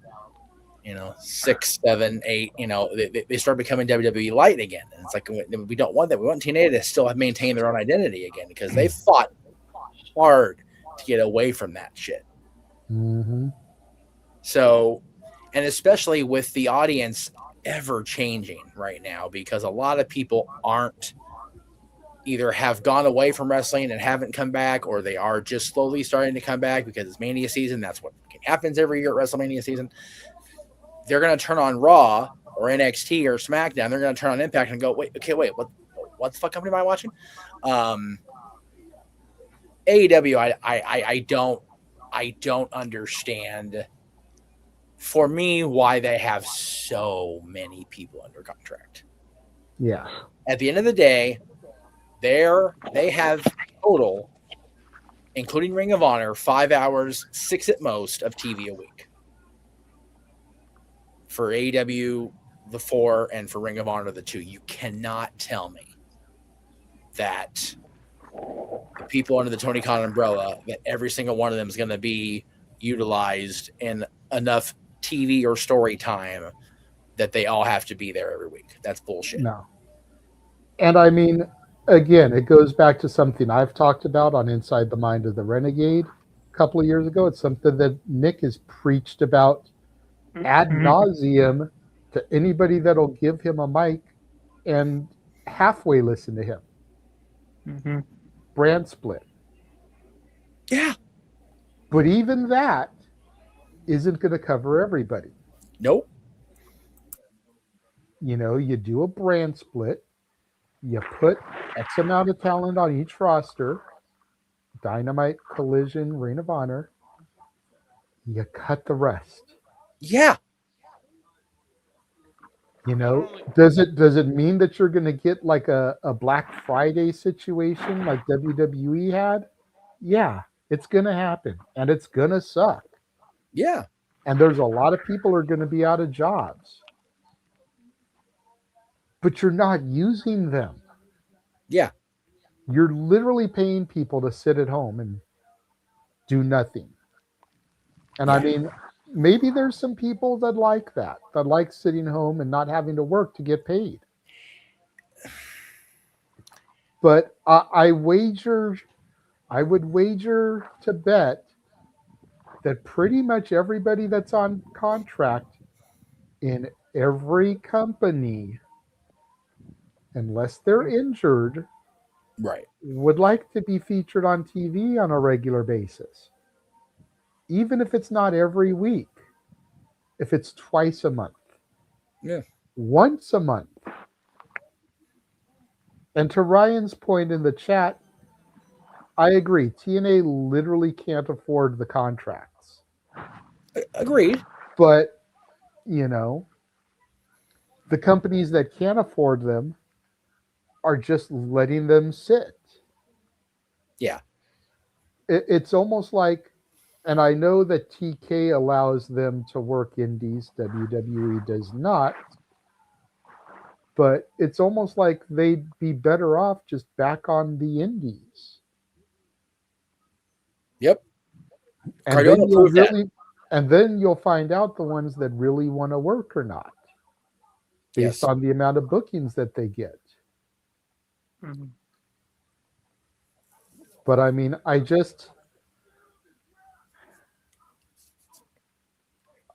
will admit the fact that this hit a little bit closer to home for me because this is a buddy of ours. Yeah. But it wouldn't matter to me who came out with this. I'd still feel the same way.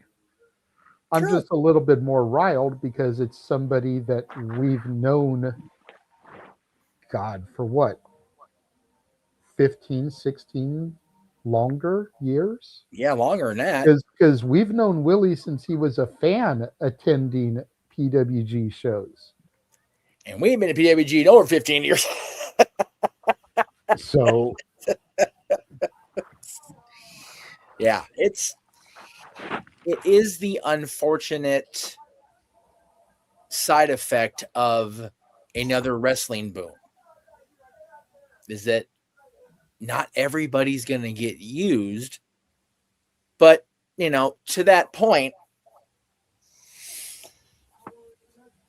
I think, and again, this is just me, being on my high horse after being a fan all these years. A lot of the wrestling, at least the ones like us that are, always picking at everything, a lot of them don't really let themselves distinguish the fact that it is a business. And, like you said, Tony's locking people up so they don't go to WWE. I don't, with all respect to our friend Willie, I don't think he would be a featured player on WWE television. Agreed. Or NXT even, Evolve, Evolve's, for up and coming talent, but Willie's not been featured a whole lot on national television outside of TNA, so he'd be a good fit there. But the main thing is, it's like, it is a business, but then you get locked into a contract and you're not making anything outside of whatever the downside guarantee is. I don't know how AEW's contracts are structured. I don't know how WWE's contracts are structured. We just know what we're told. Mm-hmm. I think that I had no idea where my point was going. I'm so sorry. I just kind of completely tapered off my head. I'm sorry. I got nothing. I don't know where I was going. I'm sorry. Senior moment. Well, you were talking about Willie wouldn't cut it in WWE, maybe Evolve. Well, right, but it's I guess I'm having a hard time understanding why you would sign somebody if you don't have the intent to use them. And again, for me, that sounds like I'm taking it more personally, I think, and I'm not. I don't. If I'm going to go out of my way to offer somebody a contract, and it's like, okay, we're gonna do this with you, even if it's once a month, twice a month, whatever, we're gonna use you. And then to the point of Willie, he's not getting used, but he can't go work anywhere that AEW Ring of Honor won't allow him to, because then he's breaching a contract, and then he's in legal trouble. People were so up their ass about Britt Baker not working. It's like, y'all forget that Britt had a stroke. She had a literal stroke, folks. The body don't just bounce back like that, no matter how good a shape you're in going in. Not everybody has the same situation. And I think that, Willie going out there and speaking his truth, I will never discourage anybody from speaking their truth, ever. Especially in wrestling, because God knows these workers, these guys and gals, need to speak their truth out there to everybody. Because there is no union. There will never be a union for wrestling, even though it is a full-on corporate business now, and there should be something for these people. Willie's situation really just keeps tying us back to what Jesse Ventura was trying to do in the 80s, what has been talked about for generations now. There needs to be some sort of redefining of the legalese of these wrestling contracts, that they're not independent contractors. They are contracted to work for TKO, WWE, whatever Tony Khan's main company name is. I don't know what the fuck it's called. But they're under contract to work for these guys. If they are truly independent contractors, then let them go do their thing independently.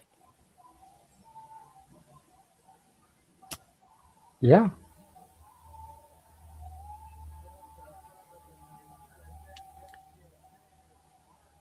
It just bugs because they're human beings and they're friends of mine, and it fucking pisses me off. Anyway.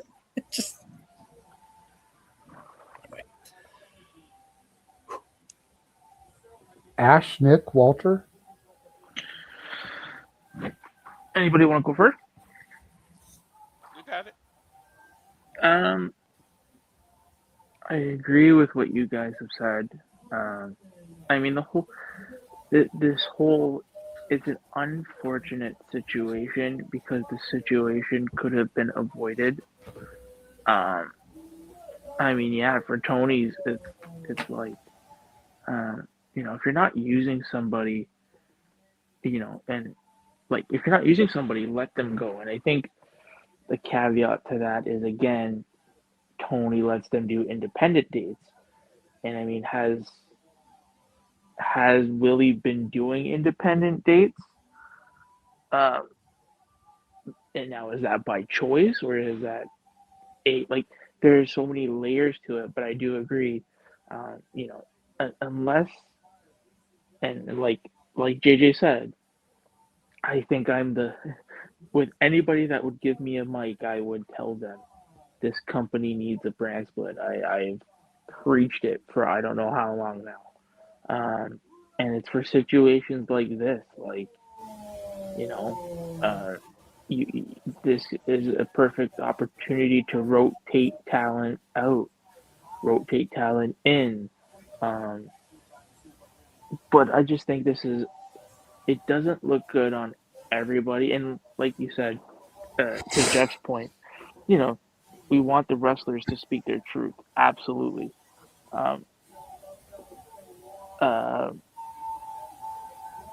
You know, we want them to speak the truth, but I feel like this is a situation that maybe could have handled behind closed doors.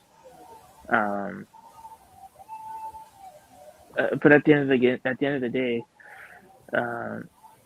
you know, Tony has been signing a lot of people, and you know, this past week, how many returns have we gotten from talent that have been on the shelf for months?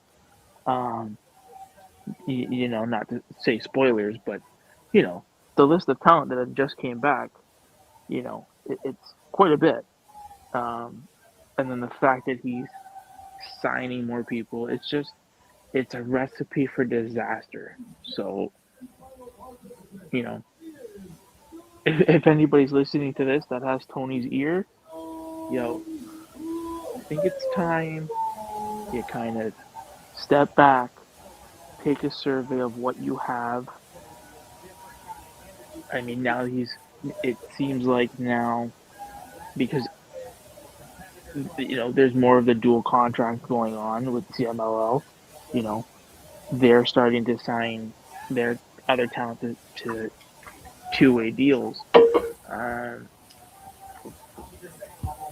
just, yeah, this is a very unfortunate situation because Willie Mack is a talented performer. You know, I hope he kind of keeps grinding it on the indies. And even for Willie, sorry, I know my thoughts are I'm going everywhere with this, jumping. If Willie doesn't want to be there, ask for your release. If you don't want to be there, ask for it. Like, do we know if he's asked for his release? Has it, like, we don't know, right? So this whole situation could have been avoided by all parties, and that's pretty much it. Fair enough. I am going to bring in another panelist at this time. Due to the technical glitchery that was part of the GCW stream earlier, our GCW coverage ended early. They're going to cover the rest of the show tomorrow. So the Wrestlefish is with us. Ooh. Hello, everybody. Hello. Ryan. How are we doing tonight? I'm doing fine. Minor headache, but we'll get through it. So go ahead. I saw you in the chat on this topic. That's why I went ahead and I asked you if you wanted to join. That way you can verbalize your points and instead of just putting them in the chat. So before I start shooting here, right? Willie is a close friend of you guys. I'm not sure if this is publicly available or available for access here. He is either not currently contracted or signed to a tier deal on a pay-per-play. Do you know which one of these is true? I do not know. No. Because there's a lot of reports. The last one that I had actually read implied that he is not currently signed to a deal at all. And it sucks that Willie's going through some, struggles, right? And I really hate that, his bookings are affected, right? There are two games in town to make real money in professional wrestling, and there is a lot of little indie territories that you can go to, that you can travel to make money on the independent scene. You can have a full career without ever going to WWE, AEW, back in the day, maybe even TNA, right? The game today is very different. WWE's current structure is very corporate. A lot of the things, the perks that you used to get for being just working for WWE no longer exist. You used to get comp tickets, believe it or not. You don't get those anymore unless it's for an extremely rare case. But the pay scale is very different for those NXT talents. They're even further different if you're an Evolve ID talent. But the most unique WWE deal that has ever been offered is the Joe deal. And they don't give that out too frequently, right?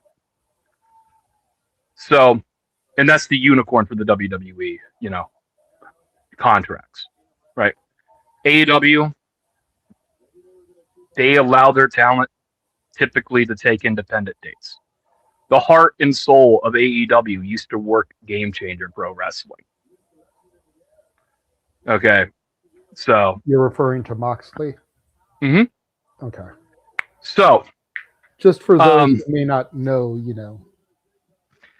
So, with that in mind, if you work for AEW and you're on TV, you can take indie dates, and they do need to get approved. If you work for AEW and you're not on TV, you can take indie dates. They still need to be approved, but those are more likely going to be approved than others, unless, of course, I don't know, maybe you're a problematic talent. I don't know the politics that go into this, okay? I'm just speculating at this point, right? But if you have the ability to work for AEW and you're not on a tier deal, which is a pay-per-play, you're probably making a few $100,000 a year on the mid to low end, to a few million a year on the high end, right? Willie, from what I understood, his last contract possibly was one of those tier deals. He wasn't being paid the guaranteed money, but when I go up and down his cage match, he only works Juggalo Championship Wrestling for the most part anymore. And I can't imagine that would just be the only one he would work for willingly at that point. There would have to be some reason why he doesn't work others. So I'm confused, unless he has some kind of agreement with Juggalo, where he works Juggalo more frequently than others. I know that he has deeply personal issues. I guess my point that I was trying to make in the comments is that if you work for AEW, you're not on TV, and you're not taking indie dates at all or requesting them, that's where the ball stops. It's on you as the talent to go to request to the boss. As far as not contracts, brand splits, or just mass releasing talent, like it is. I don't want to see talent lose their jobs. I don't think anybody does. And I don't have access to the Khan family checkbook and finances to determine, how, lucrative this is for Tony to keep this many talents under the payroll, right? Right. But there's no easy fix to this. Either both rosters go back to a bare bones roster, or both companies go down to bare bones rosters, and there's not enough talent featured for a lot of things, and thus you have to bring in a lot of people when you want to do a big match like the Royal Rumble. I do believe you mentioned Black Friday. Was that the COVID, or was that Tuesday? There was WWE has had a lot of days where they've released a lot of talent all at once. Yeah. I know that first Royal Rumble during the COVID era was pretty rough. They had to bring back some people. It is what it is. I don't think there's an easy answer to fixing the talent issue. Like, if you're not getting booked, ask for your release. If you're denied your release, I guess it sucks at that point. I do know Tony Khan explicitly has said that his contracts are more real than WWE contracts. I don't know what that means. All I know is I know what David Otunga has broke down his WWE contract with. Okay. Mm-hmm. So take that for however it's worth. I just don't think. I'm not blaming Willie Mack, and I'm not trying to sound like I'm blaming Willie Mack. Okay. No, I know. I don't know why he doesn't take dates outside of Juggalo. But I can't imagine that Tony Khan and AEW gave him, here, you can work Juggalo for forever. I don't know why that would be approved in perpetuity, but not a Game Changer Pro Wrestling, where Megan Bayne was wrestling tonight. Right. So, I don't know. Certain onuses are on certain people. It is what it is. And it sucks. Yeah, going back to your initial comment about what contract he has, I can't imagine that if he was on a tier type contract, that he would make that kind of a statement. Because, or even if he's uncontracted talent. Because if you're on a tier, a pay to wrestle type of thing, a pay to play essentially, or you're just uncontracted extra help, where do you get off saying that, you're calling every week asking to work? That's my only question in the whole thing is like, if he's not officially contracted, we have Willie Mack tied down for 2 years, 3 years, 5 years, 1 year, whatever the deal is, for X amount of money, then why would he get upset at not being used? So my counter to that is, if he was on an actual AEW contract where it was guaranteed money, right? Because wrestlers would be getting, because they're independent contractors, they'd be getting paid whatever their downside guarantee is, plus whatever their merch sales are, and all of that, right? Your merch sales will suffer if you're not on TV, of course, right? Right. You'd be able to sell T-shirts, right? But Tony Khan, at Tony Khan Book Me, suggests that he's on a pay-per-play deal to me. Me just looking at it through my tea leaves. So, because if he's Britt Baker was mentioned earlier, right? Britt Baker particularly isn't tweeting out "book me" or anything like that. We know what, I think we all could assume that she's on a more real AEW contract where she's getting paid to sit down, recover, go through whatever her health issues are. It is what it is, right? Thunder Rosa recently tweeted out that she would like to work more. No, it wasn't Thunder Rosa. It was Deonna Purrazzo. Yes. Deonna Purrazzo recently tweeted out that she wanted to work more, but she's one of the current Ring of Honor champions, or at least she was at the point in time that she made the tweet. She still is. She's the pure champion. Pure champion. And she wanted to work more, and so she might be on a pay-per-play date based off the inference of that, where she's just wanting to take more dates. She's like some pro TNA tweets recently. It is what it is.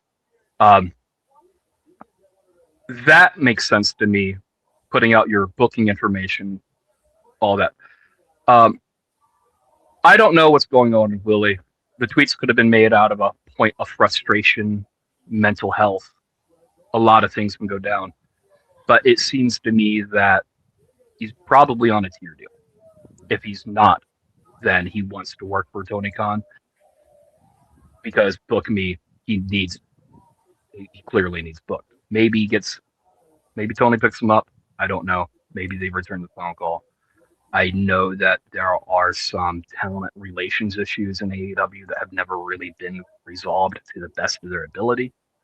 And that buck stops at Christopher Daniels, who is the president of talent relations in AEW. So. Fair enough. And you do make sense about the tier deal, you know. That's why I went ahead and I sent you the link to try to come in, knowing that your role on X is more or less a AEW defender. I figured you'd have some good points to bring up here, some counterpoints. Yeah. It'd be like that sometimes, but I just hope that whatever Willie's current issues is, that he can get through them. You know, definitely. Wrestling community typically, holds itself up from time to time and can pick itself up. So I hope that Willie maximizes these minutes of controversy. Maybe he can pick up a book. I just hope that Tony Khan, Christopher Daniels, AEW, whoever is in that point of the chain, right? Because companies become very compartmentalized. So Tony might not ever actually get around to seeing it unless he's blown up on Twitter and it's brought to his attention. He's a billionaire. I know he sits on Twitter a lot, right? But even then, thousands of notifications, tweets, all that. When you're that important of a person, things get lost really easy. And that's fair. I'm a little bit surprised they didn't use him for the Blackjack Battle Royal in LA, considering he's a SoCal boy. Yeah. It seems like it would have been the perfect kind of throwaway spot to utilize him. But they didn't. So, anywho, Jeff, you had another point you wanted me to come back to you about?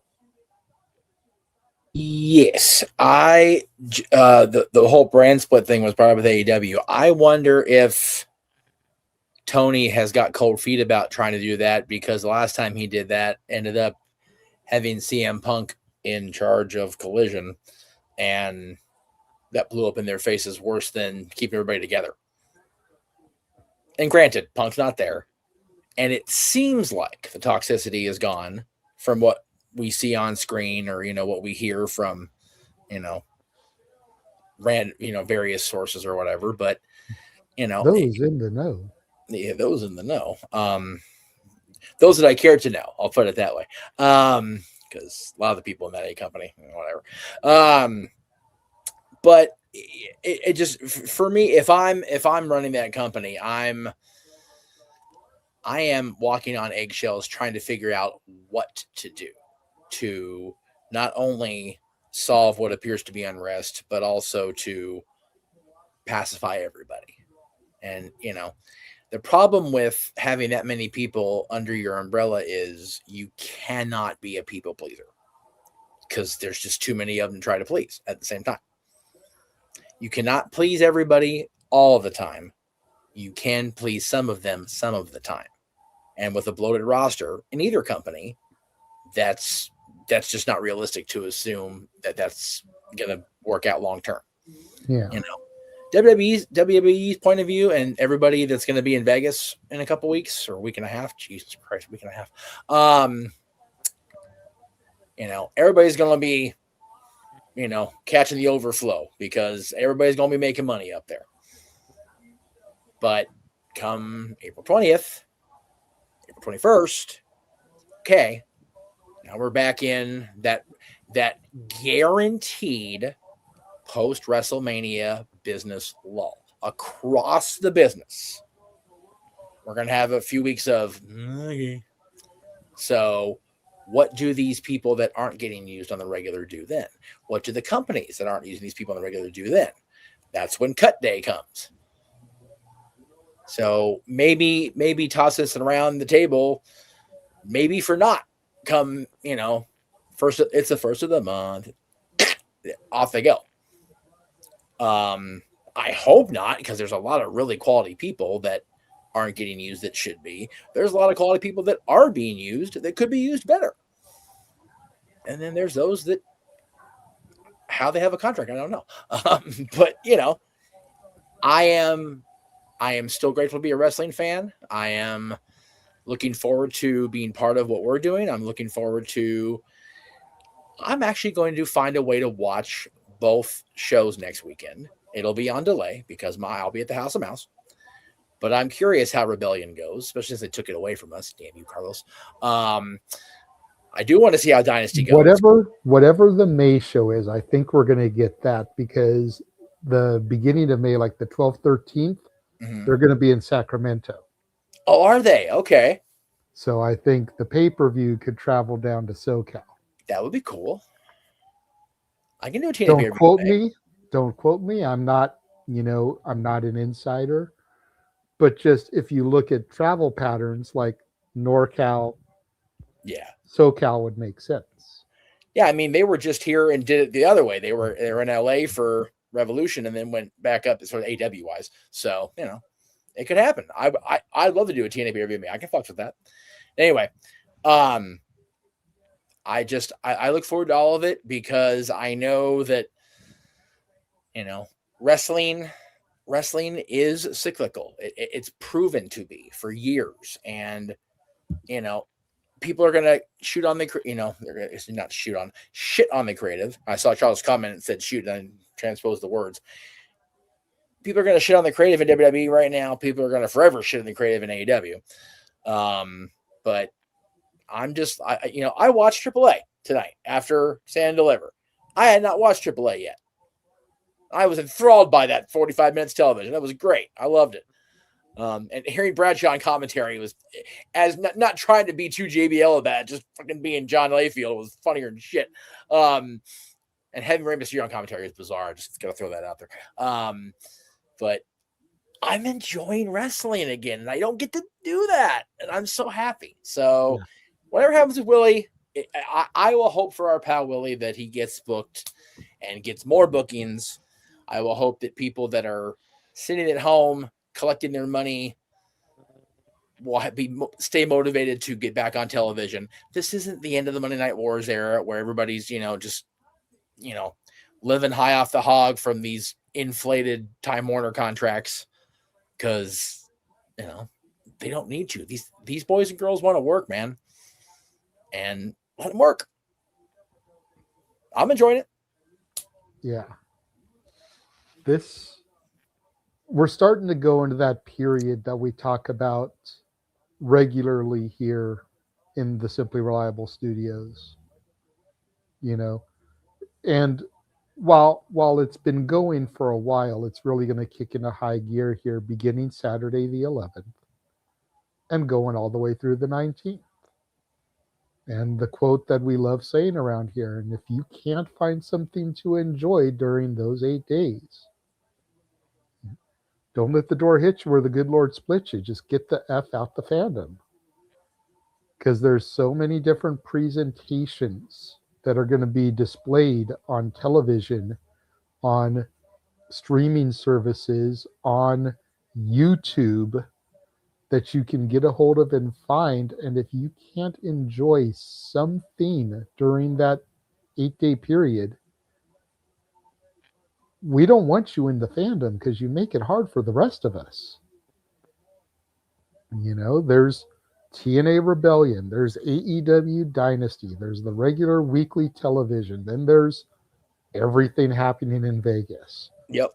From mud shows that you've never heard of to more popular indies like House of Glory and GCW to women's cards like Poder Mania and Ladies Night Out and Tokyo Joshi and Spark.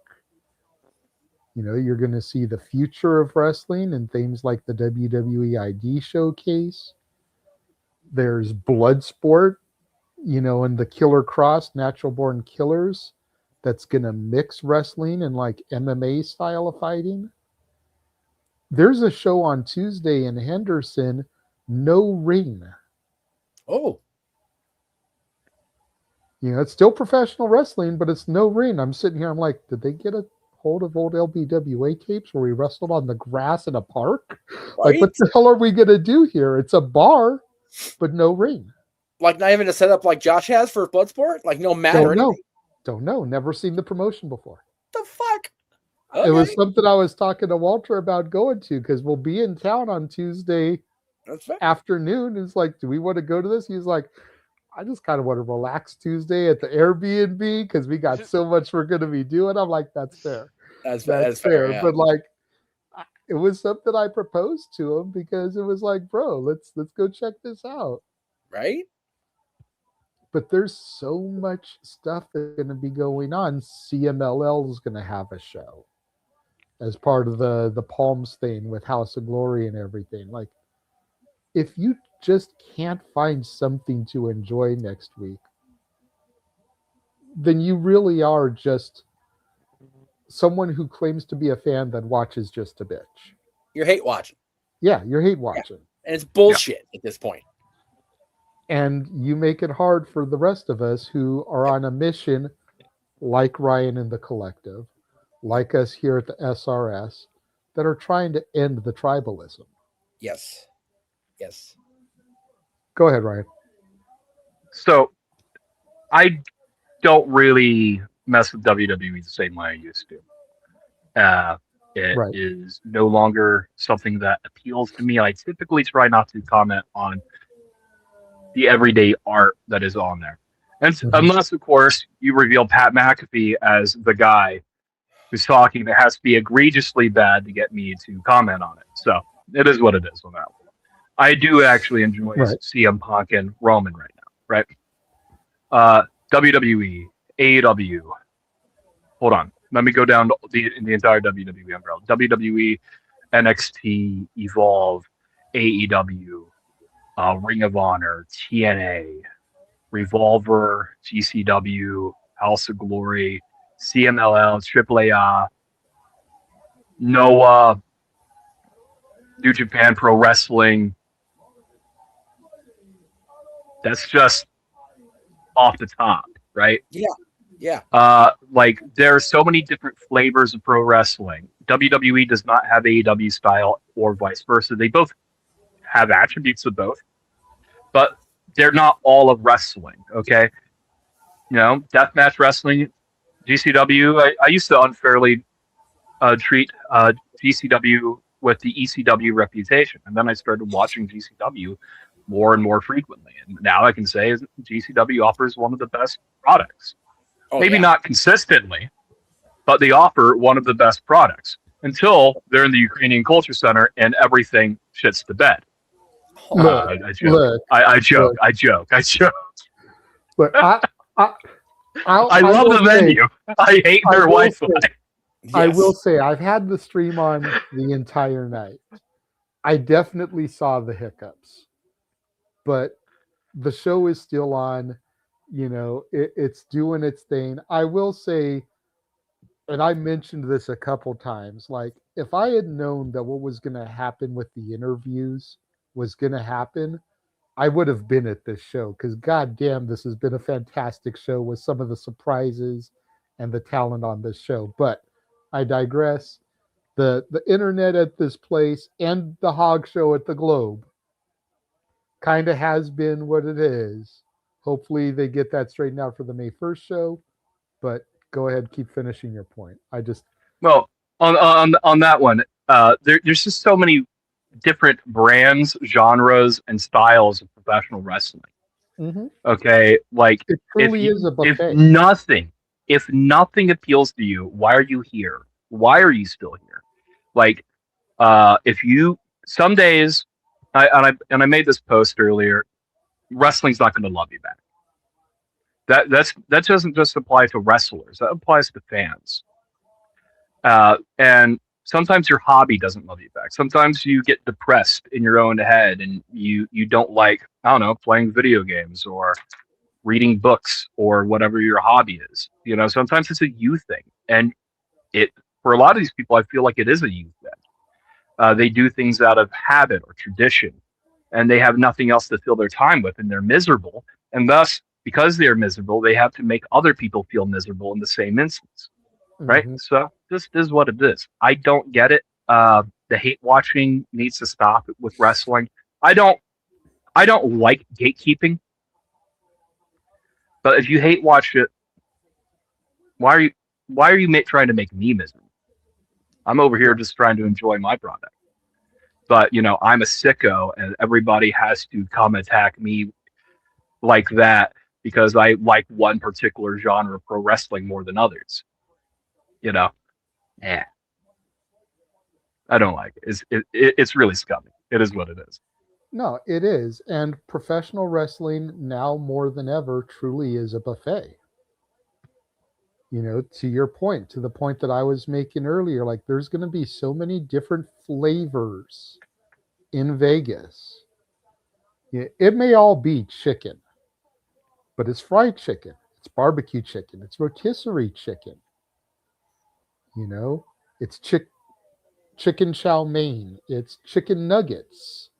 You know, there all these different things. I went on a whole diatribe earlier with potatoes because how Tatum Paxley's called tater.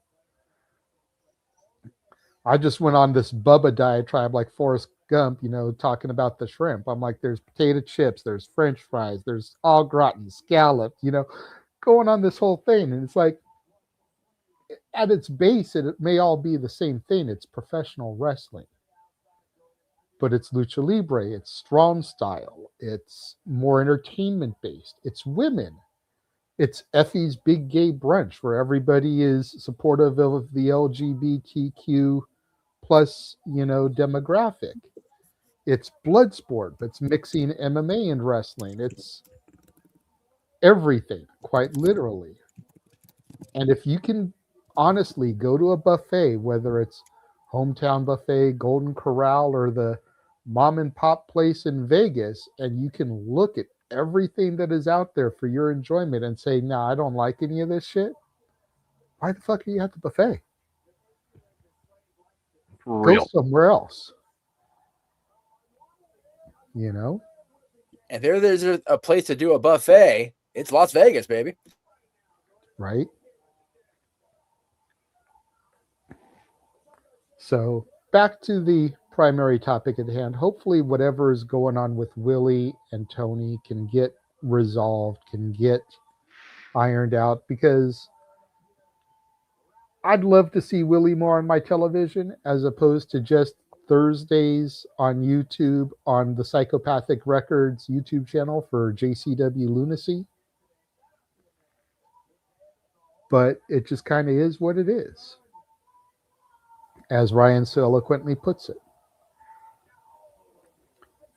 While Jeff is doing his thing in the other room, and since that topic is over, we're going to run our trailer again real quick. Then we'll get into the main event topic and Pat McAfee being on the phone to Randy Orton. We will be right back. And now for a taste of things to come.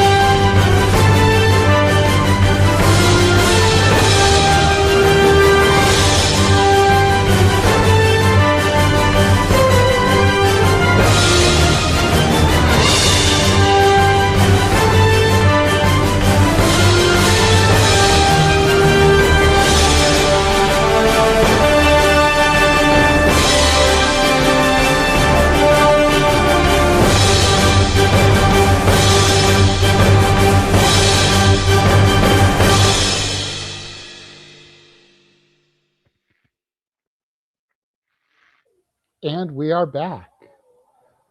For those that may not have caught it, that trailer is pretty much everything that's not WrestleMania connected. Because I got rid of pretty much everything I could to still make it the right time frame. I think there's only like 3 Mania Week things in there that aren't actually WrestleMania itself, but everything else is in its own exclusive WrestleMania trailer. So, last night on SmackDown, and let me go ahead and start by saying I still haven't watched SmackDown. I was occupied with other stuff. I worked, and then when I got home, I got in just in time for the GCW main event because, we're actually covering that. So, I wanted to be there for the team. But, so apparently Pat McAfee was the guy on the phone to Randy Orton, or so we're being led to believe.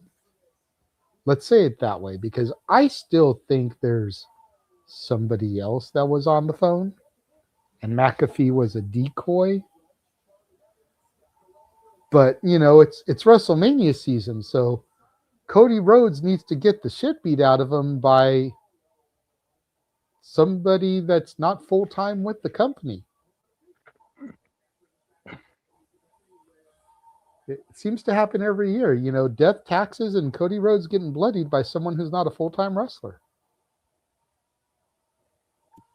Or at least kicked in the cook. Yeah, Yeah,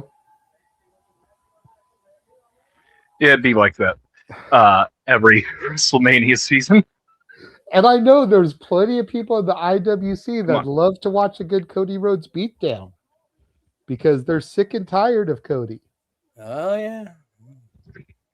But then everything started to come out that this was an edict from TKO, and specifically Ari Emanuel, that he wanted Pat McAfee to be penciled into this role because Pat's got a 4-episode arc of some TV show coming up, and he's trying to get into movies and everything. And it's like, okay. I'm going to take all that with a grain of salt, considering I read it on the IWC. Yeah. And none of it came from a press release. We always like to say it's only rumor until it's being reported from Jacksonville, Stamford, Connecticut, and wherever TNA's home base is now. Canada, eh? But assuming that this is factually accurate, what the fuck? Like, what are we doing here, y'all? I get the fact that WWE and the ESPN are a thing now. Yeah. Which means that WWE is under Mickey Mouse's thumb. But are we really that desperate to shoehorn some ESPN talent into WWE storylines? Oh God, here you go. We getting the hat on so we could just go full tilt here. Oh yeah, 100%.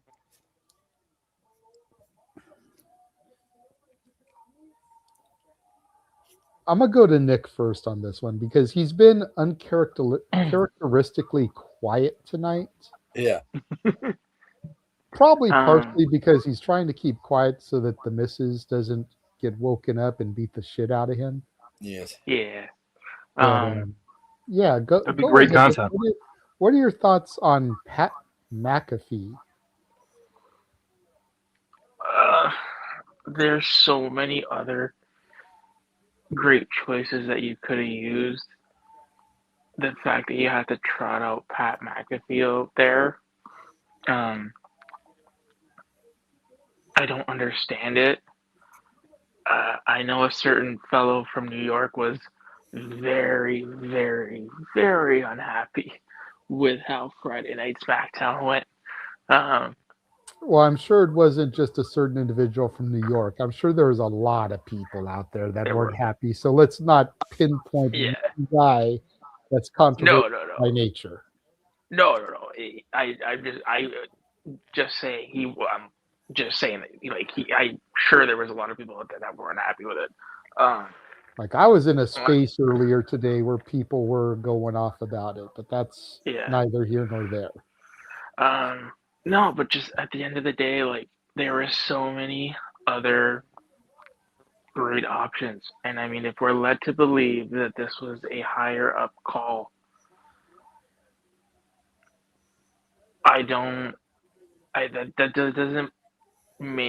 should make people, especially WWE fans, very weary, because if that came from above, what else can come out from above? You know what I mean? Like today it's just Pat McAfee. Tomorrow it could be, main eventing Jelly Roll versus Little Yachty. You know what I mean? Like it seems like I'm sorry, buddy, but it seems like the WWE product is just going that way. A lot of Hollywood interaction and celebrity appearances. Well, in fairness, WWE has always been entrenched in celebrity involvement. Hell, you go all the way back to the inaugural WrestleMania. But what I'm saying is, and even beyond the war to settle the score and everything. Andy Kaufman. I feel like it. I feel like they're traveling down a path. Isn't Kenny the one who said it? By 2020 or 2030, we'd see Mr. Beast versus so and so in the main event of WrestleMania. Like, I don't know. I think that's one of the things of WWE I don't like, is the whole that really heavy celebrity interaction. But at the end of the day, you can't fault anybody for liking the product. If people like that stuff, that's everybody's entitled to their opinion. But on the surface, they could have done so much more with this. And the fact that it's Pat McAfee, if they think that he's the one that's going to be the needle mover and move ticket sales, I don't know. See, and again, I didn't see his involvement. I didn't see his promo. A lot of people that I'm hearing online aren't exactly mad with his promo. Wrong messenger. Good message, wrong messenger. Is a lot of what I'm hearing on socials. So that's why I want to have this conversation about it, and why I'm more asking questions than giving opinions, because I haven't seen it. Because contrary to the popular belief, yes, members of the IWC have lives. Believe it or not. I mean, I was on the phone with Ryan earlier today. He was out at dinner with the wife. The fuck? Holy shit. Stop the presses. Wait. He was out and he's married? Right? What the fuck? You're bullshitting. A fish out of water. God damn. Check, please. I'm done. That's it. Where's Walter for that pun when we needed him? Shit. But fucking dad jokes 2 months early. Anyway, Jesus. But seriously, I mean, his gimmick is the wrestler. But he was a fish out of water because he was out in public. I know it. But that's a better joke than most of, if not all. You know what? I'll go ahead and say it. This is a better joke than everything that James tried to throw earlier on air. That's fair too. That's it. Kick him while he's not here to defend himself. Hey, he had the opportunity to come. I messaged him as soon as he told me that they were cutting the GCW feed. I was like, "So you coming to Shenanigans?" And he was like, "No, I'm tired. I'm cranky. I'm in a bad mood." We're trying to get him to what, or at this point, just maximizing the time. I think he's in a bad headspace because he's mad at the show. I'm like, peace, like, tranquilo, bro. Like, calm down. You're gonna pop a blood vessel. Here's a stream, or here's a website where you may or may not watch this new Super Mario movie and just vibe. All right, this is what it is. Yeah. Anyway, he takes things way too personally, but that's a whole other debacle. Quite so. But yeah, I was on the phone with Ryan today, and he was out at dinner with the missus. Like, we do have lives, y'all. Back to the initial point. So, sorry. There's times, and I've said it multiple times here on our streams. There's times when, if I'm not at home, I don't worry about running things back and rushing to rewatch something. Yeah. I'll usually just go to social media, see clips, and jump in spaces and hear people talking about it. I've been working a lot of Mondays and Wednesdays lately, usually opening shifts, which means that the earliest I'm getting cut is 5 o'clock Pacific, so 8 o'clock Eastern, when Raw and Dynamite are starting. By the time I take my buses home, I'm getting home as the shows are ending. Yeah. Because Victor Valley Transit be like that. Oh, yeah. So my knowledge on Raw and Dynamite products has been Carlos's spaces. And jumping in, hearing him run down the show and what happened, hearing everybody give their thoughts, hearing Dylan, not your son, ask questions of everybody but the host of the show, which is a thing. Ryan knows what I'm talking about. Death, taxes, and a completely unrelated to the topic question from Dylan. And, so that's how I get my knowledge a lot of the time, A shout out to Carlos. But I'm just curious what everybody's thoughts on this is, So I'll go ahead and go to you, Ryan, because you just kind of admitted yourself a moment ago that you don't really watch WWE. If anything, you see clips. Have you seen the McAfee clip, and what were your thoughts on him being... I saw the whole build through clips through the Randy Orton story here. Okay. So it was almost like there couldn't be a wrong answer, and they found one anyways, in spite of it, right? The substance of the promo, I did take a little umbrage with. 5'5" guys wrestling 45-minute matches for no reason whatsoever. That's not a thing in WWE. That's not really a thing in WWE at all. Right. NXT Takeover era, maybe Black and Gold, fine, but we're like 6 years removed from Black and Gold, so it's just like dated. So that was a shot across the bow of AEW more than it was anything else. And the promo, the reveal, Pat McAfee. It could have been Ted DiBiase. It could have been, God. It could have been Shane. Hell, it could have been Stephanie. It could have been a lot of people, right? Pat McAfee, specifically Pat McAfee. If the orders came from upon high, and Ari Emanuel said, Pat McAfee now, right? I get it. Do what your bosses tell you, right? Still come up with a great way to sell it. And maybe this is the best way to sell that, right? But no matter what, everyone was going to walk away unhappy in some capacity from this, especially if the IWC was something to take away from. And take anything away from this. Cody Rhodes, later in the night, come out to completely bury the angle on air. Disco Inferno catching strays from Cody Rhodes in 2026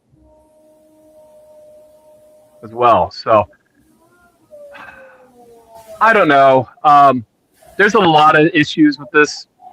We are ahead of WrestleMania, but it did get everybody talking. Good, bad, controversy creates cash. People are talking about it. Clips are getting shared. It might be being made fun of. It might not be taken seriously. But those are all still views, impressions, and all of that. And it seems to have done the job. Okay, this is me defending corporate WWE on this, right? So I saw it. I had my reaction. I didn't really like it, but at this point, okay, you did it.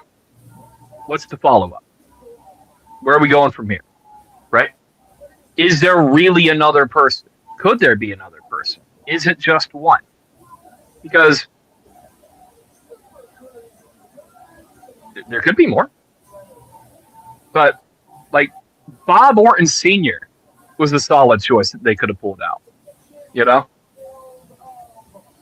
They were in St. Louis anyways. I don't know what his health, probably more than likely his health disagrees, right? That's my guess, right? But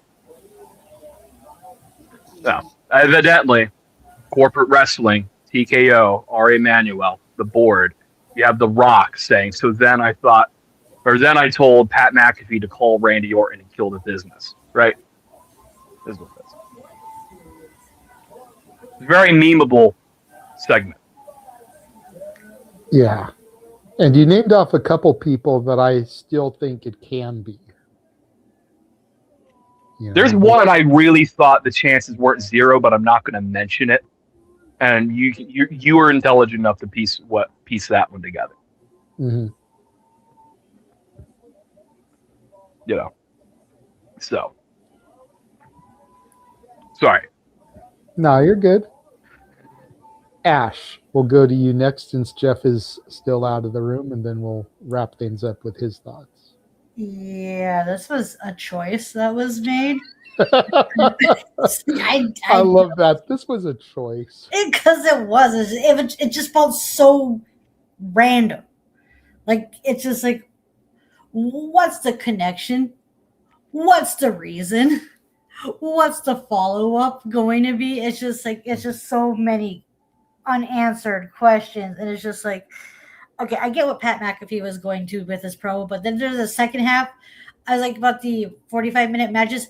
I'm like, it's like, oh, there's 5'5" guys doing 45-minute Iron Man matches in WWE. I'm sorry, where, bitch? Fucking where? Like, when the fuck does that happen? Because it doesn't. It doesn't. Yeah. Like, what? Like, I get what they're trying to go with this, but they're just, the way they're going about it is just, it's just so nonsensical. Yeah. It's like I said, the message may have been an okay message, but just the wrong messenger. Right. Like, I get you're trying to tackle the criticisms the community has onto about like WWE, but you're using the wrong vessel to do so. Like, Pat McAfee is not the best choice for it. Yeah. That's what I mean by it was a choice. Because what's the connection? What's the reason? There's just like, oh, and Cody did not do anything like help at all. It's just like, what the hell are we doing here? Like, what are we doing here? Yeah, I'm glad you mentioned Cody, because the report going around is that WWE Creative told Cody, go out there and shoot back. And Cody said some things. Cody always says some things. Let's be real here. You can't trust a goddamn word that comes out of his goddamn mouth. Fucking politician, if there ever was one. Well, I direct back over to Ryan and something that he's fond of saying. Anytime a worker grabs a microphone, he's working us. Mm-hmm. So that's you true. can't trust a goddamn word that comes out of any of their mouths. That's true. I'm just mostly playing along with my Cody hate bit right now. So I figured, kind of like I was rubbing it in with Noah earlier with my Candice LeRae hate. for what it's worth, it did give me the best Cody promo, in my opinion, in a long time. Mm-hmm. I'm now sold on whatever Cody's doing, but the angle itself, sometimes you got to take a few steps back to go forward. Okay? And I saw your reaction, Jeff. I had to get my digs in there. When she hugged Johnny during the match, I'm like, she's getting involved in the match. Get her out of there. She is getting involved. She is touching one of the competitors. If Stephanie Vaquer had been out there hugging Miles Bourne, I would have said the same thing. Okay. She's touching one of the competitors. It doesn't matter that she's touching her husband and she's on his side. She is getting involved in touching one of the competitors during the match. It wasn't before the match. It wasn't after the match. It was during the match. If the referee felt there was a problem, he would have said something, or she, or whatever the fuck is calling the match. I didn't get to see. And then God bless Safette coming in at the perfect time with the hashtag purple-haired twat waffle. It's fit anymore. Anyway, but back to you. Your thoughts on Pat McAfee and the corresponding Cody promo? I love it because everybody hates it. You would fucking dig it, dude. Agent of chaos like that. I am. I just sat back. Now, see, remember, I watch it on delay. I didn't watch it while it was happening to the rest of the world. I had to wait till fucking 8 o'clock last night, right? Mm-hmm. So I'm sitting back just watching, and as I'm watching it unfold in front of me, the comments are already popping up online, and Aaron's doing his recap. And I'm just going, this is fucking wonderful. This is just gonna just create a fucking tornado, and I'm just ready to fucking anti-M my ass into this. This is tremendous. I'm here for it. Now, is it going to create a human tornado? No, that's your job next week with Walter. You gotta make that happen. Anyway, I digress. Look, it could have been anybody. It really could have. It probably still will be, right? What I love is that after all, it's got to be The Rock. Oh, it's got to be Ted Jr. By the way, he'll be at WrestleCon, just so you know. DiBiase Jr., if you want to, get a little in there. Anyway, everybody's got a price for the $1 Million Family. Apparently. I just love it. Look, I like Pat. I always have. I thought he was a great heel in NXT. I thought he was fun to watch. I'm gonna, do my corporate overlord thing. ESPN's doing a great job with their coverage of WWE. I think we are doing a buffo job. Yay, Disney. Yay, ESPN. Okay, I'm good. Boffo, is that the third brother of the Brothers of Construction? Yabo, Ruffo, and Boffo? That's right. That's right. And if you know, you know. And if you don't, we're clearly too old for the room. And Jay and I know that already. So thank you. Fuck off. Anyway. If you don't know what we're talking about, watch JCW Lunacy. Written by Vince Russo. Yeah. That was actually a good show. It really is a good show. Like, people need to give it a chance. No, they do. They do. I am not a Vince Russo liker. I go back and forth how I feel about Vito and everybody, but that show is ridiculous in the best way. It literally was yesterday, and people are just losing their goddamn minds. And I love it. I just sit back and just go, yep, just fucking scorch earth, folks. Do it. Well, I think people are losing their minds, and allow me to be another corporate shill, even though I don't work for the company per se. Okay. It directly ties back to what the Wrestle Collective talked about this past Thursday. Mm-hmm. Do they even care about stories anymore? It's WrestleMania season. Right. A lot of us have been saying for weeks, if not more than weeks, months, it doesn't feel like WrestleMania. Yep. We are literally, it is Saturday. Yes. 2 weeks from tonight, night 1 is in the books. 2. Yep. And this is what they're giving us 2 weeks out. Now, I'm a believer in patience and let things right itself. But tickets aren't selling. Nope. Box office is down. Yes. Why is this the play that's being made to try to get interest? To something Charles put in the chat, second most disliked video this year. Yeah. If you, I didn't read the whole article, but apparently it's the lowest rated SmackDown in the history of SmackDown. It's like a 0.35 approval rating or some shit. Like, golly, guys. I understand SmackDown's taking place in the Attitude Era and beyond, so it didn't have to suffer through the creative doldrums that was 1994 and 1995. Okay.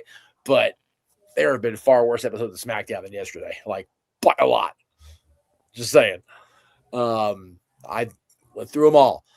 I went through all the episodes of Raw. That, you know, and for the record, neither AEW in any time in their 6 years, nor WWE creative under Paul Levesque has been near as befuckling than WCW in the year 2000. Shut all the way the fuck up with that. Please, I beg of you, with everything I believe in this world, that narrative needs to die. But Beetlejuice and Jeff Jarrett. I understand that Jeff Jarrett was part of that company in 2000. Okay, I get it, and I said I'm not a Vince Russo fan. I'm not. Okay, WCW 2000 was the drizzling after effect of Taco Bell binging diuretic shits. Okay. However, two very valid points that I always try to make now in my enlightened life now in wrestling. Russo did not get to captain the team for a year, a full season. And if you believe everything you've heard from validated sources in the last 25 years, WCW was never going to succeed. Ever, ever, ever. It had those 83 weeks of, oh my God, we're beating the WWF. And you could not go anywhere in the world without seeing a shirt that looked like this with different letters on it. Okay?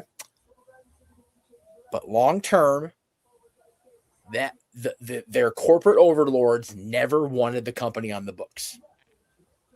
So whatever creative was going to come out of that, it was never going to be the means to an end. The means to an end was, let's get the fuck rid of this.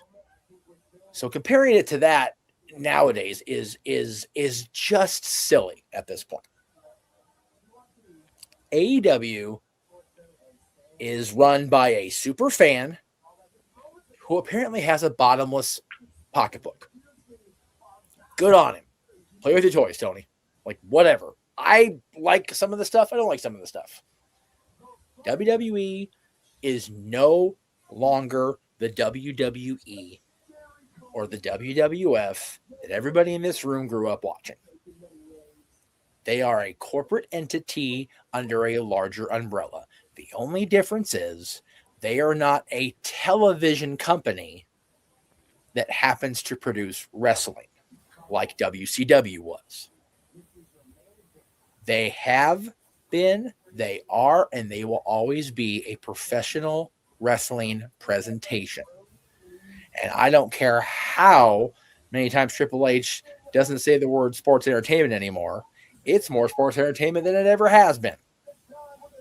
And anybody that doesn't believe that and believes it's, oh yeah, we're getting wrestling back now, you guys aren't paying attention.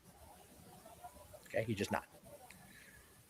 Pat McAfee being the voice inside Randy Orton's ear on his phone is seriously doing exactly what it's supposed to be doing. It is pissing us off.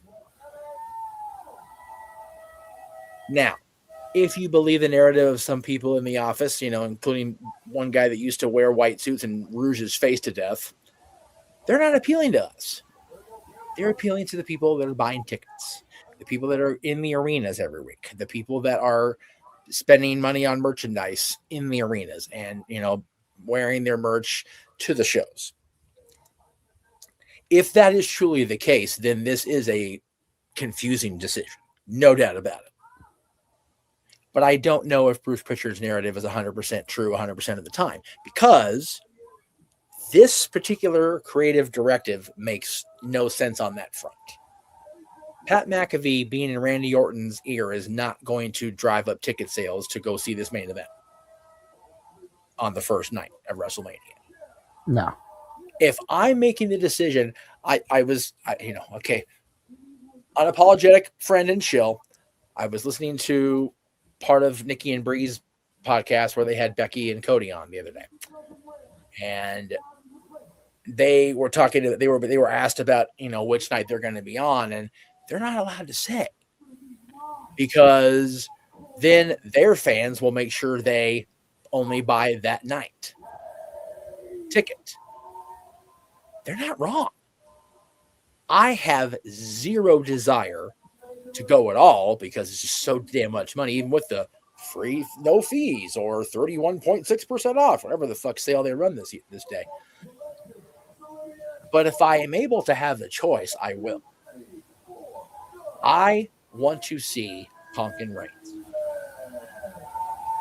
But I also am curious about Randy and Cody, which means I have to go to both nights just on that front alone. Yeah. If I'm in a financial situation where I'm able to go to one of the two nights and I have to make that choice based on this wrinkle in the story, I'm going to night 2.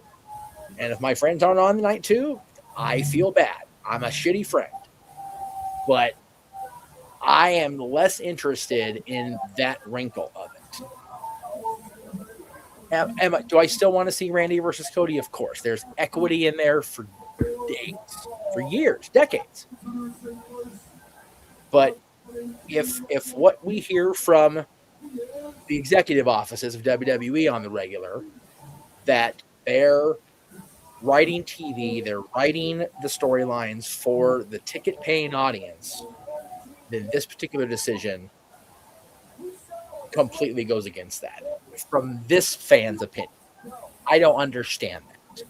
Why does Pat McAfee being the devil on Randy Orton's shoulder make me want to go see WrestleMania in person more? What does that do for me as a fan? I don't know what it does. Yeah. If that's the directive they're going under, then, and again, we wrestling fans are impatient. We want it to make sense right now. This doesn't make sense. And if it doesn't make sense after the end of April 19th, then we can come back the following Saturday and go, what the fuck happened? Right now, I'm just loving it that everybody's so pissy at that. That's fair. I'm more so for me on my case. I'm not mad. I'm just confused. Right. I think that's the main thing is I think people are so confused that they're working themselves into a shoot. Yeah. And that's the thing, Ash. You are always on there, but you're always trying to preach the, why do you have to hate this and love this? Why can't you just enjoy it? You are of the minority because you're not out there all over everybody's screens with your hate speech. Right. I mean, it's okay to like both, right? You can like both, right? And the thing is, you can like more than both. You can like WWE and AEW and TNA and New Japan and AAA and GCW and Revolver and MLW. Right. And to that point, Jay, you and I have said for our entire partnership, nobody's forcing any of you to watch any of this. And if there is somebody there holding a revolver, not the company, to your head, find a way and call the popo. We don't want you to sit here and be forced to watch this crap. Trust me. We understand we don't appeal to everybody, okay? But if somebody's forcing you, please go get help. Yeah. But if you're sitting there bitching about it, These still work, even on streaming sticks. Just hit the fucking big red button. Just make it go away. Yeah. That's the sad part about us wrestling fans. It's like we just don't know when to quit. Like it's okay to take a break if needed. I took a break from as I know y'all not gonna believe this, but I took a break from WWE once. I think everybody on this stream has taken a break at some point or another. Yeah. Or at least try. Yeah, I was going to say, with the exception of maybe Jeff, who up until Disney, this was pretty much his living. Yep. You know, and his break is kind of now because he doesn't catch everything live when it happens. Nope. And like me, sometimes he doesn't wind back and catch it later. No. I'll just catch the next show and catch the previously on recap that you get on every television drama. Yeah. I am not uncomfortable with missing Raw or SmackDown because I know they're going to catch me up in the first 5 minutes. I'm good. Yeah. Mickey Mouse Clubhouse. And that's the same thing here. Like, I've said it before. GCW is the thing that I can't miss. GCW is the thing that I run back. Because considering the fact that it's not weekly episodic television, they don't always give you highlight reels for everything on the next broadcast. They give you highlights for what pertains to the matches that are going to be had on that show. You know, you may get a highlight for something that happened in November on an April show because it pertains to the match that's going to happen tonight. You may not get a highlight from what happened last night on this show. You know, so it really is a can't miss type of thing if you want to know everything that happened. And especially running a league for GCW, you know, you got to go back and at least get the results. Yeah, no, that's and again, that goes to another point I've been making for what it feels like forever. Everything in life, whether it's subconscious or conscious, is a choice. You don't choose to breathe. It's a subconscious choice. Your body does it, but it's still a choice. Yeah. Your body can just say, "Yep, fuck it, you're dead today." So you know, so there you go. It's proof positive. But yeah, it's just I love the choosing to use social media what everybody thinks it's supposed to be for, and just going on there and just, oh, Triple H is this, or Paul Levesque's this, and Bruce Pritchard's that, and Michael Hayes is this, and it's like, well, yeah, they are, but do you think they really give a fuck what you think? No, because they're not. And on the flip side, Tony Khan is this, Tony Khan is that, the Young Bucks are this. Well, to be fair, the Young Bucks are this. So anyway, personal bias. I was trying to be a good boy considering their EVPs, so I was just using them as an example for that structure. I know, but I've tried to be a little bit nicer lately since there are people on the collective side of things that are big Young Bucks fans. I understand that, and if seriously, if anybody out there truly dislikes my opinions on the Young Bucks, I am apologetic that I turned you off as an audience member because I do not wish to do that. I can't make myself talk nice about them. So, and that's fair. And at least right now we're not on a collective channel. So yes. Well, in that case, but I still try to be a little bit nicer because Ryan is here representing. You know. Yes. Oh, you guys' opinions are you guys' opinions. It is what it is. I appreciate that.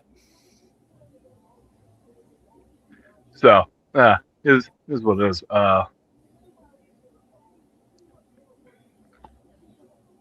It's the social media outcry problem, like dawn of Facebook, MySpace, where everybody, feels the need to voice whatever opinion. Everybody's a Yelp reviewer. You know, everybody's ranking their food and giving their opinion on something.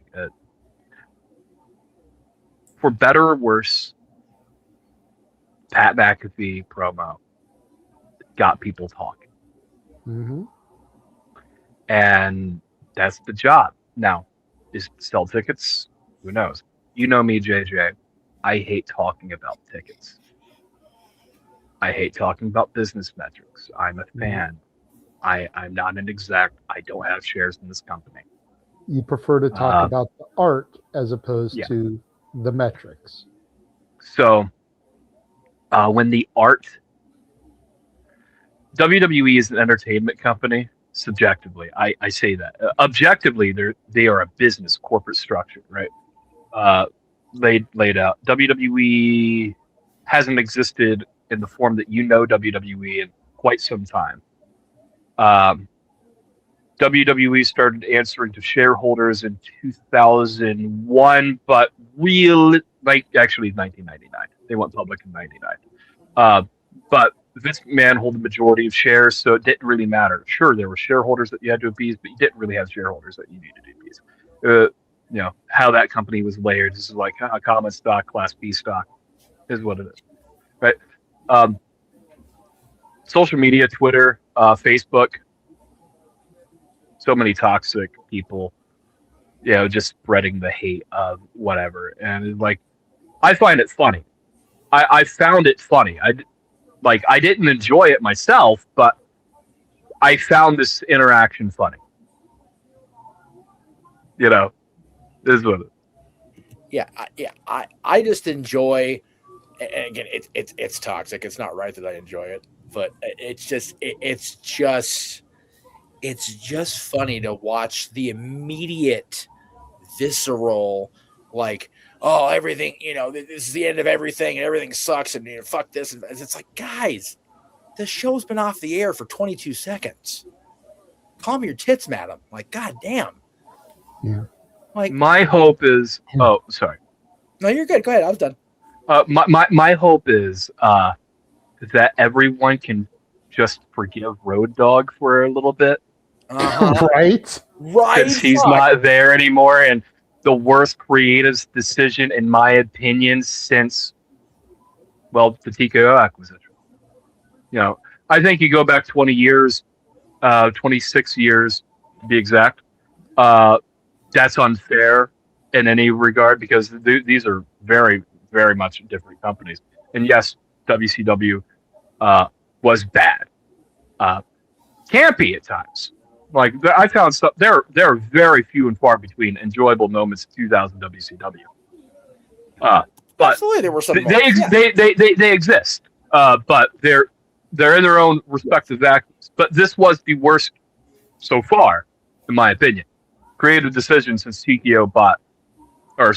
Endeavor purchased WWE, merged it with UFC, and then subsequently Endeavor was purchased by Silver Lake, another private equity. So even they have masters that there's a big chain of command. So I'm sure the entire creative structure is frustrated if this was a decision from upon high. But again, your opinion. Really quickly, while Ryan was talking, I want to bring his attention to the comment. Oh, yeah. Thank you. Earful's Autism Awareness Month. There you go. To your point, though, your opinion is the worst creative decision since the acquisition 3 years ago. It's been 24 hours since that creative decision was presented to the world. So in the moment, it's like, oh God, this is elephant shit. Let's see what happens on Monday. Let's see what happens next Friday. Let's see what happens on the go-homes. They have every opportunity to create a great follow-up. Yeah, they do. They have every opportunity, and I am of that opinion that if they follow up with something that does not make it make sense to even the average viewer, then we can sit here on the 25th and go, yeah, that was some dumb shit. For right now, it seems hopeless, or it seems useless, not hopeless. There's always hope. But in the heat of the moment, while we're discussing this, yeah, is this the worst creative decision since Rikishi did it for The Rock? now you're going back 25 and a half years. So, because that's the last decision that I can that jumps to my head as far as like a what the fuck. So I'll even go to bat for that one, only because it ended up not being Rikishi. I know. Really? But how long did it take for that to be revealed? It took a couple of weeks. I feel like it took longer than that. Maybe it was just a couple of weeks, but again, that even better parallel, because if in a couple of weeks we realize it was something else, then we're good. But in the moment, just like in the moment when that dropped, is this as bad of a creative decision?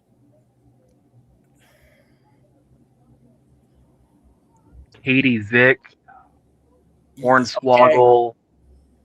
Yeah, Katie Vick was bad in the moment, and it never got good. Hornswoggle being the illegitimate child, and then freaking. I was thinking Anonymous DM later because they did the Anonymous DM reveal as well. Yeah, that was fucking stupid. That one. I really think that was the one where they had no fucking idea what they wanted to do. Like none.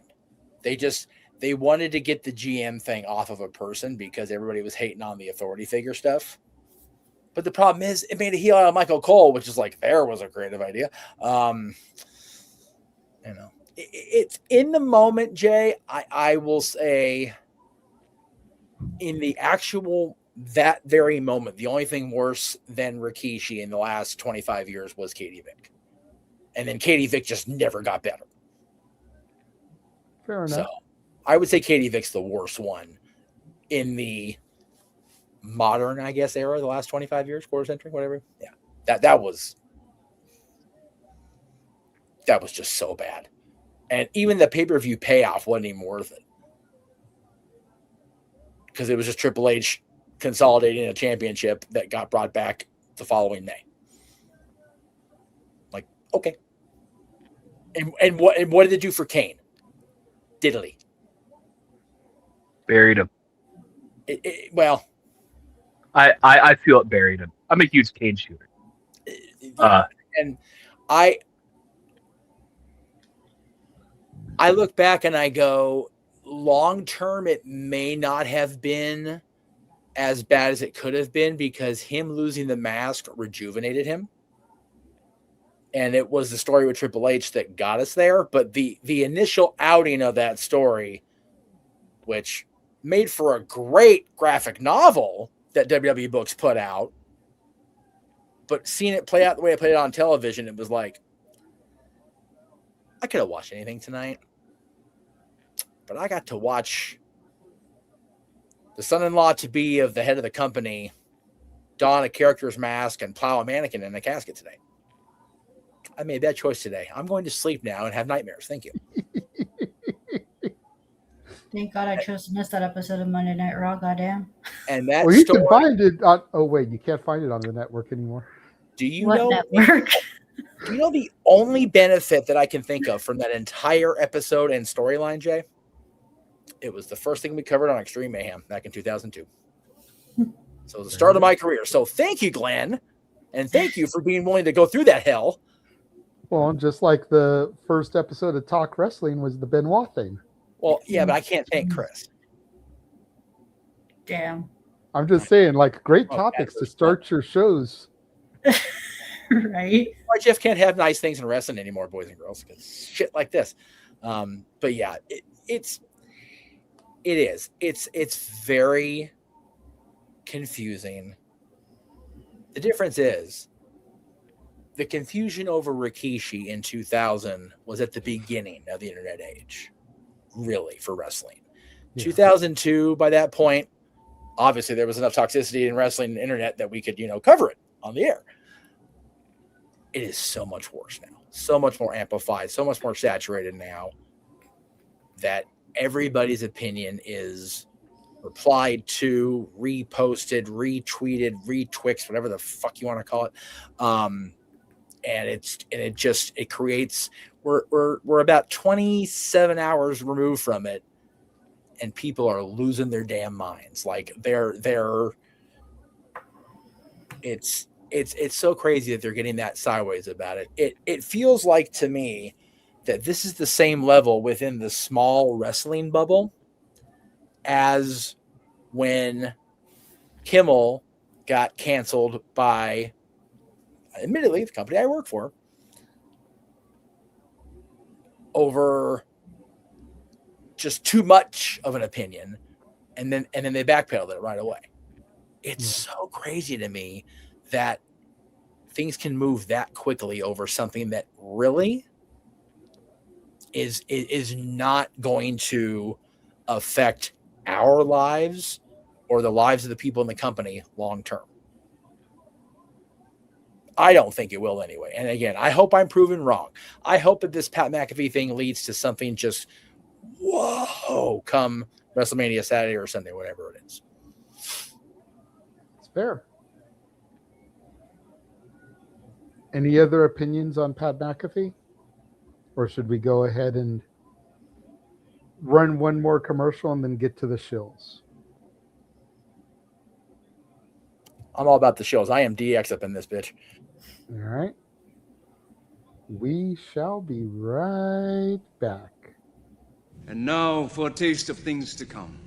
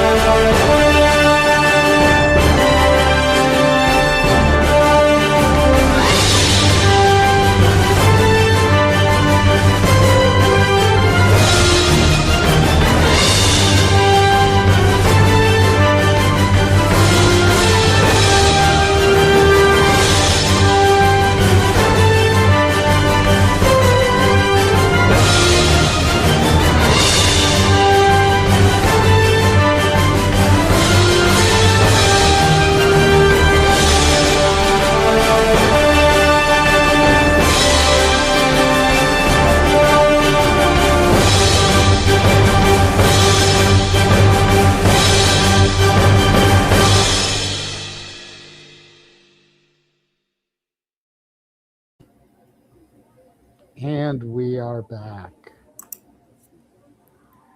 All right. Let's go ahead and start getting everybody out of here.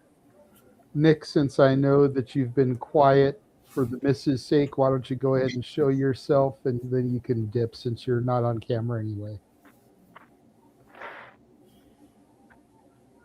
Nick? Oh, Nick. Did you fall asleep, Nick?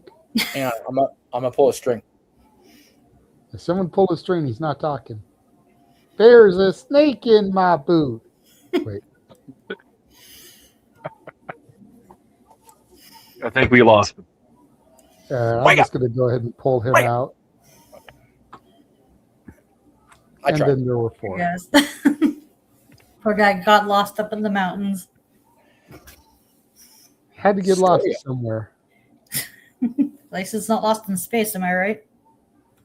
What's the worst movie in 1998? God damn it. Godzilla?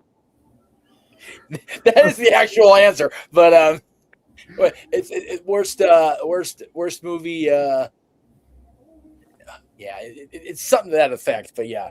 Well, Lost Space movie was dog shit. It was so bad. It's just Rocky Horror callback that Jay's throwing at me because it's Saturday and he's fucking with me. Everybody's fucking with the past this week. Fucking XMV opening on a Greg Cherry show. Now I got Rocky callbacks throwing me all night. God damn it! What the hell? The hilarious thing is, like, I was always horrible at the callbacks. I know. Yeah, like, I could never remember the lines at the right time. Right. Or, like, I would remember some of the callbacks, but I would never remember, like, the right point to do them. Yes. Yes, that's always the worst. So it's like, so it was just like, you know. But I know some of them to throw at you, so. Yes. Prove that it's I all once good upon a time used to go to that shit. Yeah. God. It's so crazy that it's been this weekend. As a matter of fact, let's see, what's today's date now? It's the third, fourth. It's still It's still the fourth for us West Coasters. Fourth. So yeah, it was the Saturday before. No, it was Friday night going into Saturday of Hall of Fame 2005 that I first got together with Dylan's mom. So yeah, it's been 21 years this year. The relationship is old enough to drink, as it should. That's right. As it should. God knows you need a lot of alcohol with that relationship. Hey, there's a whole other side story that I'm not going to get into for purposes of not traumatizing the boy. Anyway. Ash. Yeah, why don't you go ahead and tell people where they can find you? You can find me on X, the app formerly known as Twitter, at ShadowBadAsh, and subscribe to my YouTube channel, Batty for Wrestling. Don't be a dickhead. What kind of stuff do you have coming up on your YouTube channel? So I'm still working on the New Japan. I have a lot of catching up on New Japan to do. Yes, we know. I got a tournament that I'm promised to be covering, which I'm almost done. I am at the semifinals now. And from there, I have Sakura Genesis to review as well. So, and then also come May, I'm going to be covering the best of the Super Juniors. All right. This is the winner, guys. This is Kosei Fujita. He's going to win the tournament. He's another TMDK person. Got you. As long as it's not that bum Yoda Tsuji. Yeah, oh my God. I didn't get to go in the spaces, but I know that Advocate was doing like a Where in the World is Carmen San Diego earlier today, tracking Yoda Tsuji. Yeah, oh my God, this fucking dude calls his space Yoda Tsuji has been compromised and confined or something like that. It's like, God damn it. See, this is the stuff why I love Advocate to death. He just has that sense of humor that works with us. Yeah. I mean, it's like, he made the space. I think it's called like, I forgot what it is. Hold on, I gotta search it up. It's so funny. Just give me a second. Hold on. All right.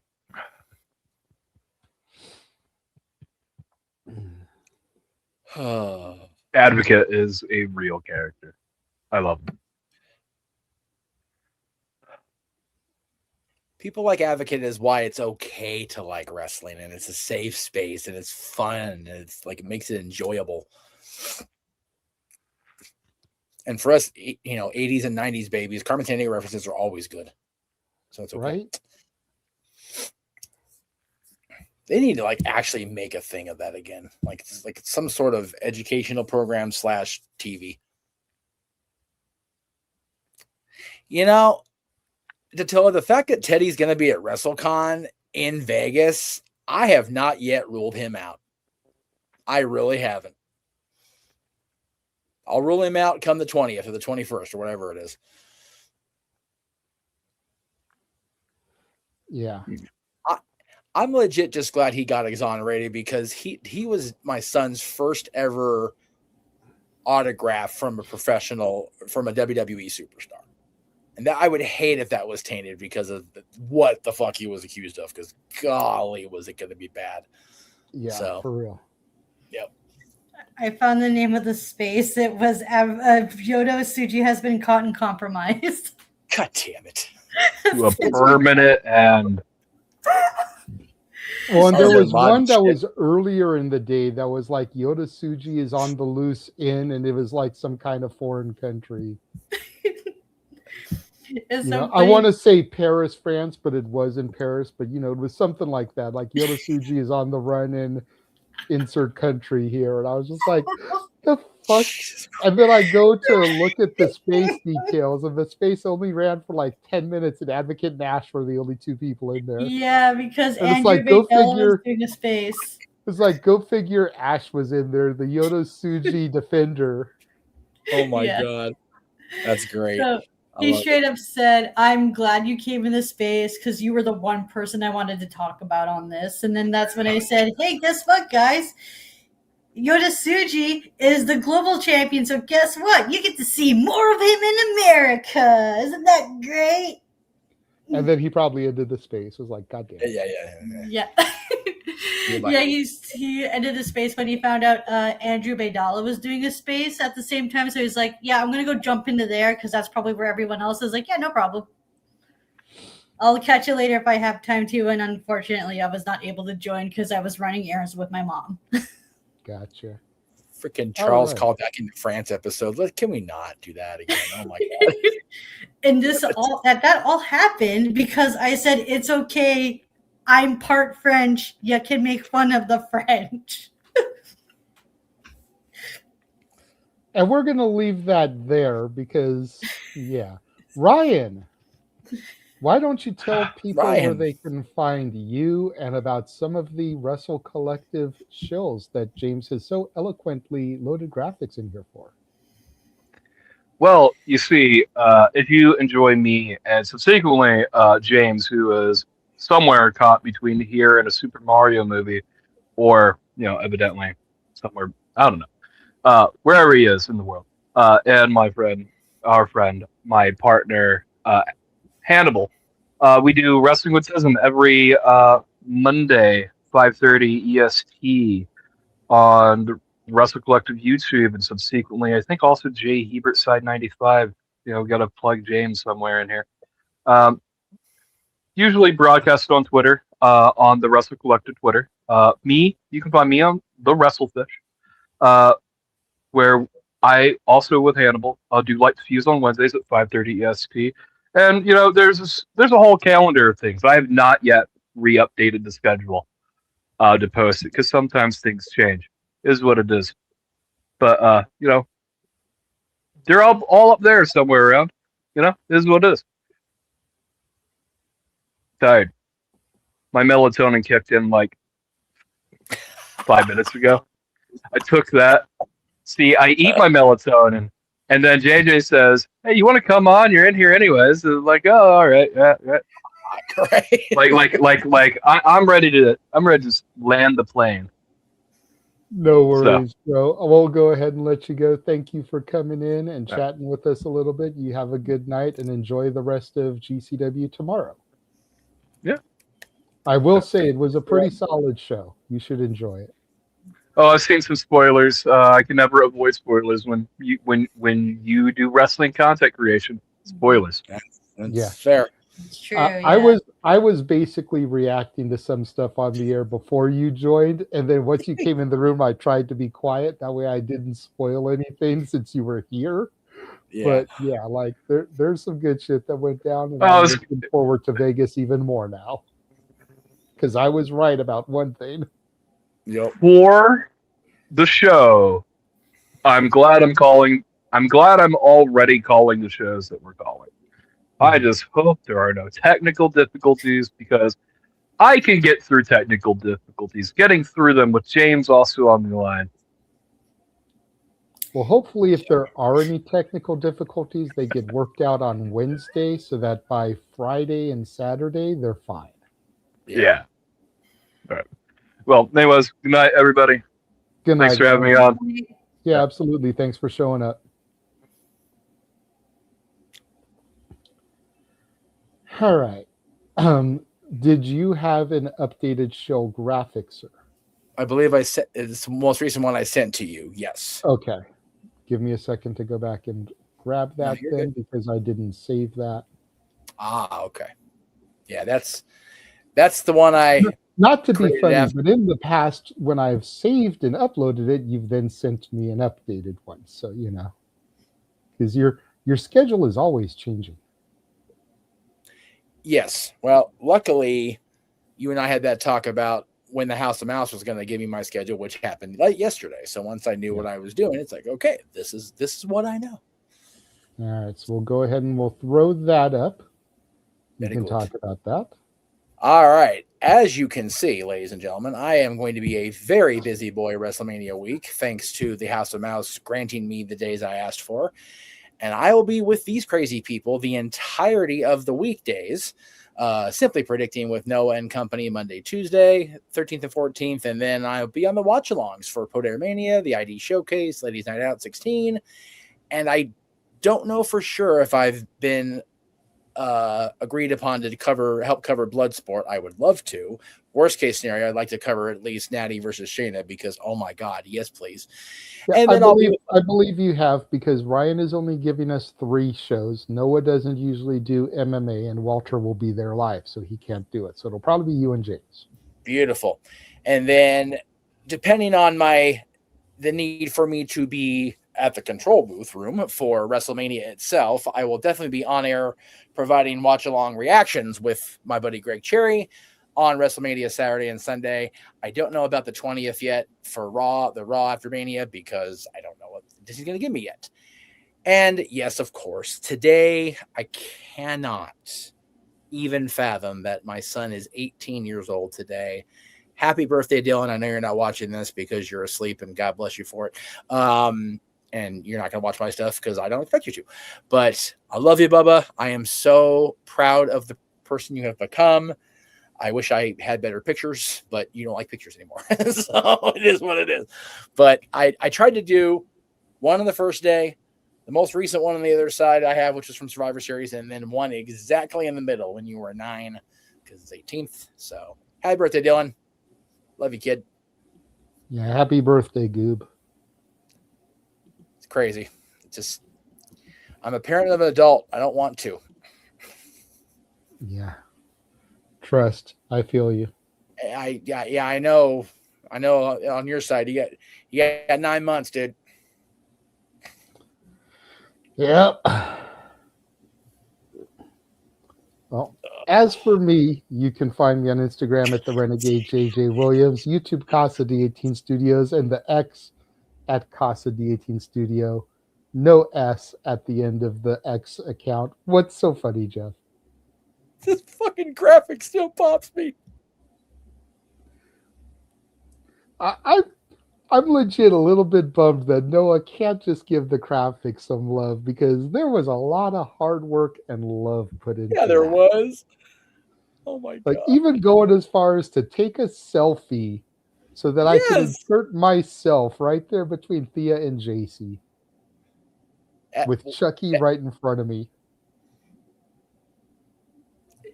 Yeah. Good thing we have visual evidence, because out of context, inserting yourself between JC and Thea just sounds like a bad way. Yeah, anyway. But so yeah, you can find me those places. Also, make sure that you follow the Simply Reliable Studios on X. I'm the primary person that mans that account, although Walter and James both get in it sometimes. Noah has the information, but I don't think he's ever logged into it and used it. Noah's a smart man. He avoids social media as much as he can anyway. Yes.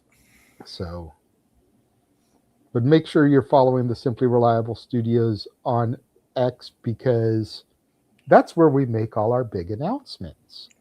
Yes. That's where we stream some of our watch-alongs. That's where we've been streaming Shenanigans. Yes. Big announcements like people we have as special guests, because you can go back in the archives. Check out our interview with Rachel Leigh. Check out our interview with Brittany Blake, Heather Lynn, Kaya McKenna, Leva Bates, Jasmine Allure, Telly Bistis from Ladies Night Out, La Leona Alejandra Quintanilla, Dr. Redacted from this past week. On Monday, 7 p.m. Eastern, 4 Pacific, we will have Kayla Lopez, who will be featured on Ladies Night Out. On Tuesday, the emo queen herself, Brooke Havoc, will join us. On Thursday, Jocelyn Navarro will join us in a makeup sesh because she was supposed to be here on March 21st. And then on April 11th, we'll be welcoming Ed Laredo back to the show for that Mike Tenay and Don West Hit You Hard Go Home final show. Hey, if you haven't bought your tickets yet for Poder Mania, what the fuck you doing? Buy them now, because you're only a few days away at that point. So next week is going to be busy as fuck. And if you're not going to Vegas, I'm going to be on the call for that for here. Yeah, with Noah. And if you're available on those days, and I know you won't know until your schedule gets posted like the day before, but you're more than welcome to join, especially for the women-centric shows, because I'd love to have a female voice on the female watch-alongs. Absolutely. I am here When for is that. Poder Mania Unfortunately, that would be Wednesday, the 15th. The 15th. 3 local times, so that's 5 for you because you're central. Yeah. Okay. She's the oddball in the group. Everyone is either Eastern time or Pacific time, and she's central. Yes. Yeah. I'll send this to you, Jay, so you can see it. I am ready through WrestleMania, man. Let's fucking go. I will probably know. Wait, so let's see. Now I'm gonna double check here for something. Okay, so. But yeah, Poder, Ladies Night Out, Spark Joshi, all the women's focus shows, you're definitely more than welcome to join on. And then your availability for other shows, you're always welcome to jump in wherever you can.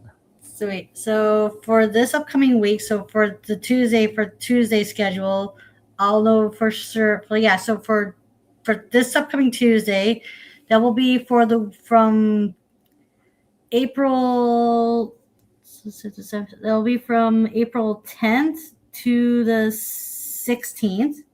So I'll let you know if I'm available then. Okay. And then I won't know for like Bloodsport and all the others until that following Tuesday, the 14th. Okay. What's your available this Tuesday? Are you available this Tuesday? I unfortunately am not. I have work. Darn, I thought you would like to be there for the Brooke Havoc interview. Oh, absolutely. I am an emo kid myself, so. I thought you were. That's why I was like, let's get Ash in there if she can join and get a little emo conversation going. I would love that, but unfortunately, I'm opening shop that night, so I can listen in while I'm opening up for like a brief hour and a half, and then once those doors open, that's when I have to head on out. No sadly. worries. Well, hopefully the show is only about an hour and a half. The interviews have been between an hour to an hour and a half, so. I would have loved to join for that, but unfortunately, yeah. No, I get you. But yeah, so that is where you can find me and check out all those interviews. Like I said, there's so much and so much more in store. We're working on interviews post-Mania. We've already got one locked in for after WrestleMania. Time and date still need to be completely ironed out, but at least the talent is locked in. And if I can find the graphic, because, I've got so much freaking shit on my desktop. Then I'll go ahead and load it in. There it is. Because it was announced after the Dr. Redacted interview this Thursday that either Friday, April 24th or Saturday, April 25th, based on, availability and everything, we will be welcoming one half of the former House of Glory Tag Team Champions, Midas Black, to the show. Whoa.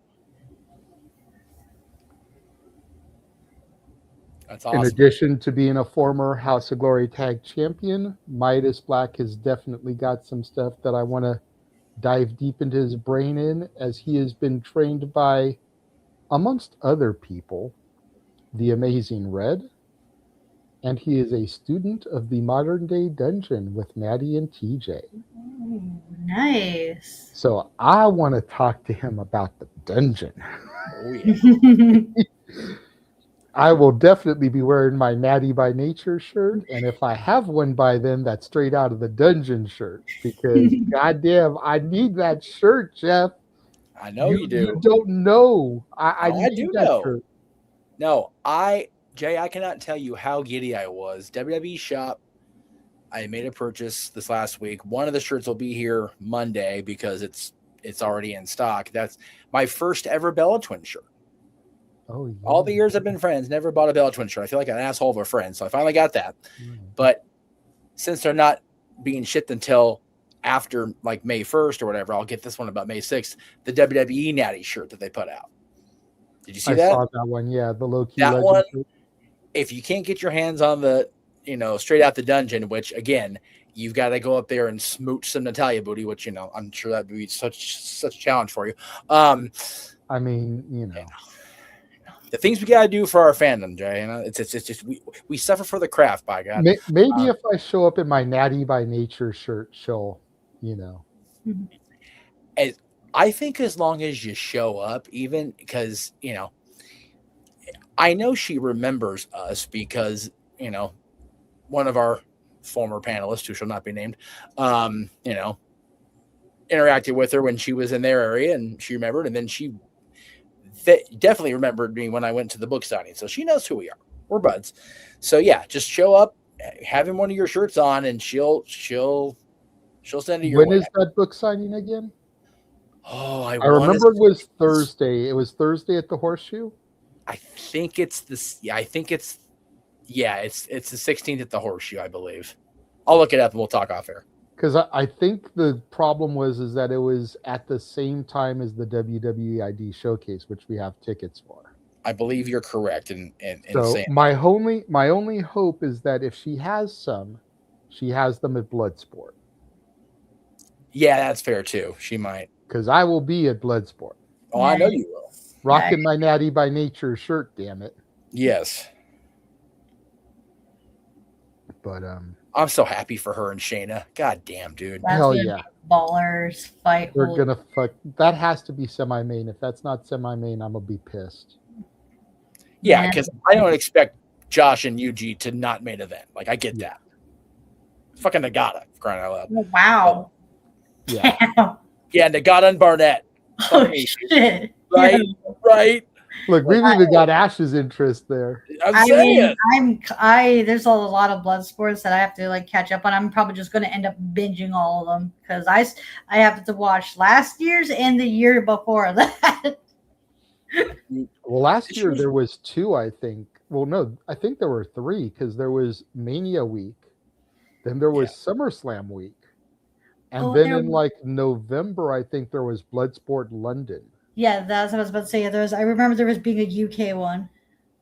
Which that one didn't have the talents like the normal ones do. It was all UK exclusive talent, which I know that you like some UK wrestling, so you might be more familiar with some of them than I was, but the Mania week and the SummerSlam week are definitely must watches though. Yeah. Especially since that was kind of like the heart of the low-key legends rise. Yes. So those 2 are definitely must-sees. Yeah, I think the only one of the Bloodsport match I saw was Natalia versus who was it? Yamashita? Yeah, that's it. Yeah, I was gonna say that, but I wasn't sure if it was her. But oh my god, that was wicked. Yeah, that was freaking wicked. Yeah, last year was the debut of Natty, and it was against Yamashita, and then in August she fought Masha. So yeah, and now she's fighting Shayna, top tier talent all the way around. I'm saying, yeah. And I'm looking forward to seeing Yamashita because she was part of our big, match of the year winner.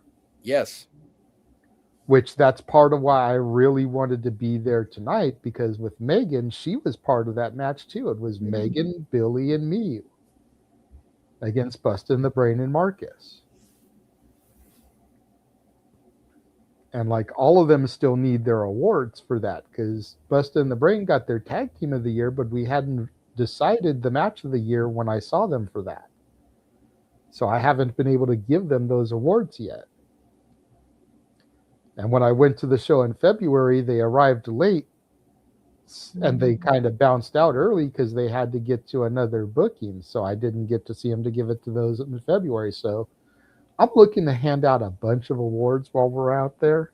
Hell yeah, dude. And get pictures. So I'm so glad that Megan is on this show now for spring break because I'll get to see her. I'll be seeing Miyu at Bloodsport. I'll be seeing Billy at a show. I forget which one, but she's going to be at a show. Or I'm going to see her at WrestleCon. Oh, no, she's going to be on Poder. Oh, yeah, that's right. Yeah. Billy got added to the pre-show match, so I'll see her there. I'll see Bustin' the Brain multiple times. I'll see Marcus on the ID showcase, if not sooner. So I'll be able to give all of them those awards. So like, I'm very much looking forward to Vegas. But again, we can get into all of that later. We're trying to get out of here. Right. Thank you to everybody for watching and tuning in. To the 14 of y'all that are still tuned in, we appreciate you. We love you. Again, this coming week's going to be crazy. We're going to be on the airwaves a lot. Again, Monday, 7 p.m. Eastern, 4 Pacific, Kayla Lopez. Tuesday, 8 Eastern, 5 Pacific, Brooke Havoc. Thursday, 8 Eastern, 5 Pacific, Jocelyn Navarro.